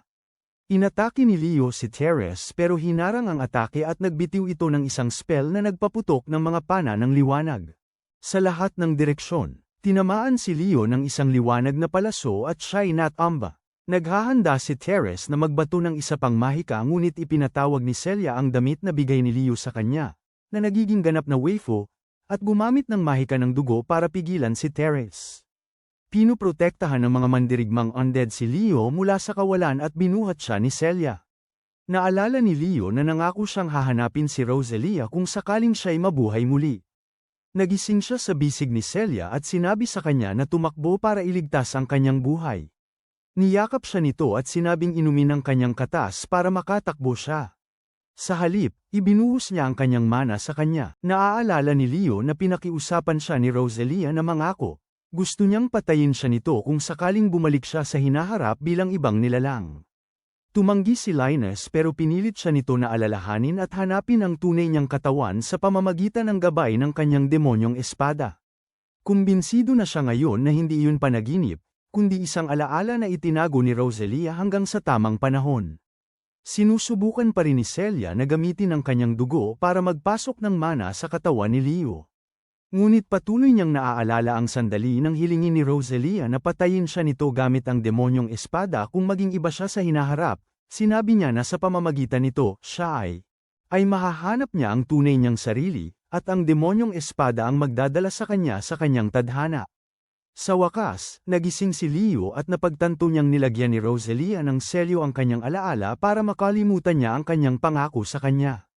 Gayunpaman, ayaw niyang sumuko at bumangon para makita si Teres na nagpapagaling. Ipinangako niya na gagawin niya ang lahat para mahanap ang tunay na Rosalia.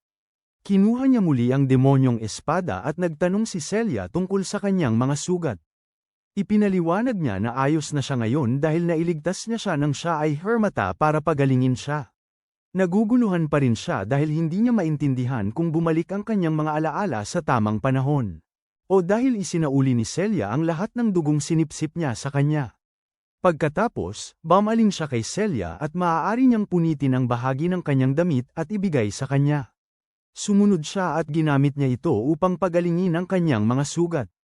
Pagkatapos, nagsimulang bumangon si Teres at naghanda silang dalawa para lumaban. Gayunpaman, pinigilan sila ni William, na gusto ring magpahiram ng kanyang lakas. Nagtanong siya kung may paraan si Leo na gamitin ang kanyang mahika para payapain ang kanilang mga kaluluwa. Pakiramdam nila ay nagawa na nila ang kanilang tungkulin bilang mga kabalyero ng pamilya ni Celia. Nagtanong si Celia kung kaya niya ito gawin at kinumpirma ni Leo na kaya niya. Ipinaliwanag ng isa sa mga kabalyero na ang ibang kaluluwa ng mga kabalyero ay naging voids nang lumitaw si Teres. 42 araw ang nakalipas. Tumingin si Linus sa paligid at nakita ang ilang mga orb ng kaluluwa. Napagtanto niya na si Teres ay naging Void Lord noong araw ding nasira ang kanyang selyo. Ginamit niya ang mga kaluluwa ng mga kabalyero sa pamamagitan ng pagiging Void ng mga ito para atakihin ang Assault Garden. Humiling si William na matupad ang kanilang hiling at nangako si Linus na bibigyan sila ng lugar para makapagpahinga ang kanilang mga kaluluwa. Ginamit niya ang espada ng demonyo para magbato ng spell na sumisipsip sa lahat ng kaluluwa papunta sa isang orb. Nagpasalamat ang mga kabalyero sa pagtupad ng kanyang huling kahilingan, pero ipinaliwanag ni Leo na gusto niyang humingi ng pabor. Gusto niya na tulungan sila ng mga kabalyero. Pagkatapos, tinawag niya mula sa lupa ang ilang mga kawal na kalansay at pinagsanib ang mga anyong multo ng mga kawal sa mga bagong katawang ito. Napagtanto ni William na maaari na niyang gampanan ang kanyang tungkulin bilang isang kawal. Bumaling si Leo kay Celia at ipinaliwanag na hindi pa siya lubusang nakababawi ng lakas upang talunin si Teres. Kaya naman, kailangan nilang maghanap ng paraan, kasama ang mga kawal, upang bigyan siya ng kaunting oras, lalo na at tatawag si Teres ng iba pang mga void. Sinabi ni Celia na ipaubaya na lang sa kanya at itinaas ang kanyang banal na espada. Pagkatapos, ginamit niya ang kanyang sariling dugo upang lumikha ng ilang sibat para sa mga kawal. Ang bawat kawal na kalansay ay nagsimulang maging sabik na lumaban. Samantala, tinatapos ni Elfine ang paghahanda kasama ang kanyang team para labanan ang Void Lord. Naghahanda silang umalis gamit ang kanilang mga bike, pero pinigilan sila ni Arl. Hinihiling niya na isama siya dahil gusto niyang sumali sa laban. Sinabi ni Regina na hindi ito maganda dahil sugatan pa siya. Bigla, isang Void ang lumapit kay Arl, pero winasak niya ito sa isang simpleng paghawi. Humanga ang mga babae, at ipinaliwanag niya na siya lang ang sapat na malakas para talunin ang Void Lord. Sinabi pa niya na ang kanyang banal na espada ay isinilang para wasakin ang mga halimaw na yon. Lumapit naman si Sakuya, at sinasabi na mas madaling talunin ang Void Lord kung ang kanyang kapangyarihan. Sinabi niya kay Elfine na payagan siyang sumama sa kanila, at kung may mangyari mang masama, hahanap si Sakuya ng paraan para protektahan ang mga babae. Pumayag si Elfine at naghanda silang umalis. Balik kay Celia, nakikipaglaban siya sa mga Void kasama ang mga sundalo. Bawat isa sa kanila ay may kakayahang harapin ang mga halimaw. Sinusubukan nilang bigyan si Leo ng mas maraming oras na kailangan niya para mabawi ang kanyang kapangyarihan sa pamamagitan ng pagsipsip sa mga natitirang ligaw na kaluluwa. Gayunpaman, pakiramdam niya ay napakatagal na nito. Samantala, nagmamaneho ang mga babae para makita si Leo at Celia ngunit napansin nila ang dami ng mga Void sa paligid. Sinabi ni Elfine na gagamitin niya ang kanyang kapangyarihan para patakbuhin ang bike ni Regina, para makapag-atake si Arcade sa mga lumilipad na kawalan. Tinanggap ni Regina ang utos at tinawag ang kanyang kanyan para barilin ang mga halimaw. Isa sa mga kawalan ay tumutok kay Elfine, pero hiniwa ito ni Sakuya sa dalawa. Pagkatapos sinabi ni Celia sa mga kabalyero na sumulong habang pinapanatili ang porma sayon. Pero, hindi niya napansin ang isang kawalan na umaatake sa kanya mula sa likod. Natalo ng isang kalansay ang kawalan, at isa pa ang nakasalo sa kanya. Napansin niya na hindi siya nasaktan, at ipinaliwanag nila na dahil yun sa kapangyarihan ng reyna ng mga vampira na nasa kanya. Sa tingin niya, iyon ay dahil sa kanyang damit. Gaya ng ipinaliwanag ni Leo na makakatulong ito sa kanyang kontrolin ang kanyang kapangyarihan. Lumipad siyang pabalik para ipagpatuloy ang laban, at binanggit na kailangan niyang gawin ang lahat para protektahan si Leo. Ang mga kalansay ay lumilipad din at nagtatalo sa ilang mga walang bisa sa ere. Doon mo napagtanto na ang isang kalansay ay mas malakas kaysa sa karaniwang estudyante. Napansin naman ni Celia ang isang bagay sa kanyang likod. Sinisip-sip ni Leo ang napakaraming kaluluwa at ang bola ay lumaki na. Tiningnan siya ng Panginoon ng walang bisa at nagsimulang bumuo ng ilang mga bilog ng mahika. Alam niyang hindi ito maganda dahil kailangan pa niya ng mas maraming oras para gamitin ang kanyang buong kapangyarihan. Sa terasa, ang mahiwagang bilog ay biglang nagbago ng direksyon papunta sa kanila. Sumigaw si Leo sa lahat na tumakbo at magtago. Inilabas ng terasa ang kanyang mahika, nagpakawala ng ilang bowl ang magma papunta sa kanila. Gayunpaman, nagpangkat-pangkat ang lahat, isa gamit ang mahika para lumikha ng panangga, habang ang isa naman ay pinalipad sila palayo. Tinanong ni Celia kung okay lang si Leo, ngunit ipinaliwanag niya na okay lang siya, kailangan lang niya ng kaunting dagdag na lakas. Samantala, pinapanood ni Elfine at ng mga babae ang lahat mula sa malayo at sinubukan niyang kontakin si Celia. Nag-aalala si Regina kung okay lang ba ang lahat, ngunit hindi sigurado si Elfine. Bigla, isang malaking kawalan ang lumitaw sa likod nila. Sinubukan ni Regina na barilin ito pababa, pero walang nangyaring pinsala. Gumamit ng kapangyarihan ng Void, lumikha ng 4 na sinag ng laser. Pero bigla, may isang letigo na hamuli sa braso nito at inihagis ito sa isang gusali na Samire dito. Ibinato ito kay Sherry, na basta na lamang itong inilagay habang tinatapos niya ang kanyang gawain gaya ng ginawa ng mga Demon Lord. Bumalik sa laban, ginagawa ng mga kalansay ang kanilang makakaya para talunin ng maraming Void hanggat maaari habang tinatapos ni Leo ang pagsipsip ng sapat na kapangyarihan. Lumikha siya ng isang malaking bola, subalit, gumawa si Teres ng isa pang spell na may ilang magic circle. Dahan-dahan namang sinimulang ilipat ni Leo ang mga kaluluwa sa kanyang espada ng demonyo. Pero sa kung anong dahilan, nakakalimutan ni Teres ang kanyang mga magic circle at nagpa siya na bumuhat na lang ng isang gusali. Dahil hindi makagalaw si Leo, pinagsama ni Celia ang kapangyarihan niya bilang reyna ng vampira sa kanyang banal na espada para hatiin ito. Naalala naman ni Leo ang mga sinabi ni Roselia at napagtanto niya ang katotohanan. Hiniling niya sa kanya na patayin ang huwad na bersyon niya sa hinaharap at hanapin ang tunay na Diyosa. Tinapos niya ang pag-charge ng espada gamit ang kapangyarihan ng mga kaluluwa at ginamit ang kanyang kapangyarihan. Gayunpaman, gumamit si Teres ng pananggalang ng Diyos. Nagulat si Leo dito, pero wala siyang ibang pagpipilian. Samantala, malapit na rin sa wakas ang mga babae kay Teres at bumangon si Arl, at naghahanda ng kanyang atake.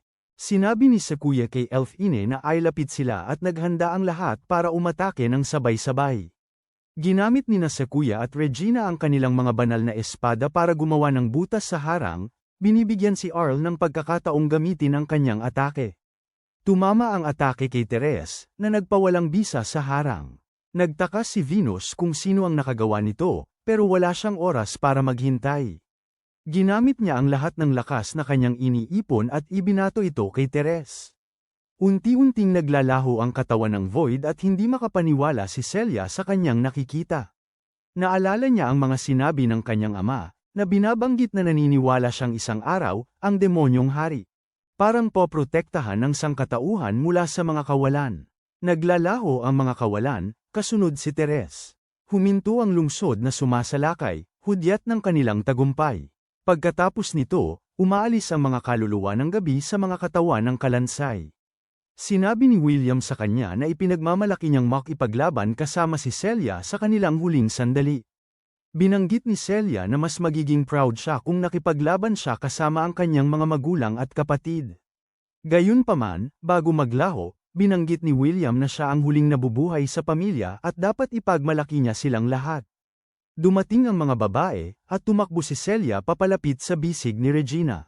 Masaya ang grupo na ligtas ang lahat, at ipinaliwanag ni Sakuya na tinulungan sila ni Arl na wasakin ang sagradong harang. Dumating ang ilang helicopter, at natutuwa si Fenris na ligtas si Celia at ang iba pa. Agad silang sumakay sa loob at sigurado na ngayon si Linus na si Arl ang Samire nito. Ngunit, hindi niya maintindihan kung paano nabubuhay pa ang isang bayani mula pa noong 1,000 taon na ang nakalipas. Nagtanong si Celia kung bakit tila nag-aalala siya, ngunit sumagot siya na okay lang siya. Napansin niya ang isang libro sa kanyang mga kamay. Ipinaliwanag niya na natagpuan niya ito sa silid-aralan ng kanyang ama, kaya naisipan niyang dalhin ito bilang alaala. Gayunpaman, hindi niya maintindihan ang wika. Binanggit niya na nababasa ito ng kanyang ama, at ang libro ay tungkol sa demonyong Panginoon. Nagulat si Leo, at ipinaliwanag niya ang alamat ng demonyong Panginoon, na binanggit na dati siyang isang bayani. Halos mabuko si Leo sa reaksyon niya, at tinanong niya kung bakit aktibo siya. Pero, nagawa niyang itago ito. Pagbalik, sinabi ni Leo kay Blockes ang tungkol kay Nephikis at naimbestigahan ito. Ipinaliwanag niya na siya ang sanhi ng sitwasyon na ito kay Teres, at dapat may alam siya tungkol kay Roselia. Ipinahayag din ni Sherry ang kanyang pag-aalala tungkol kay Arl at sinabihan si Leo na mag-ingat. Ngunit, binanggit din niya na binigyan ni Leo si Celia ng damit. Tinanong niya kung may problema ba, pero tiningnan niya ang kanyang kasuotan na maid at tinawag siyang tanga.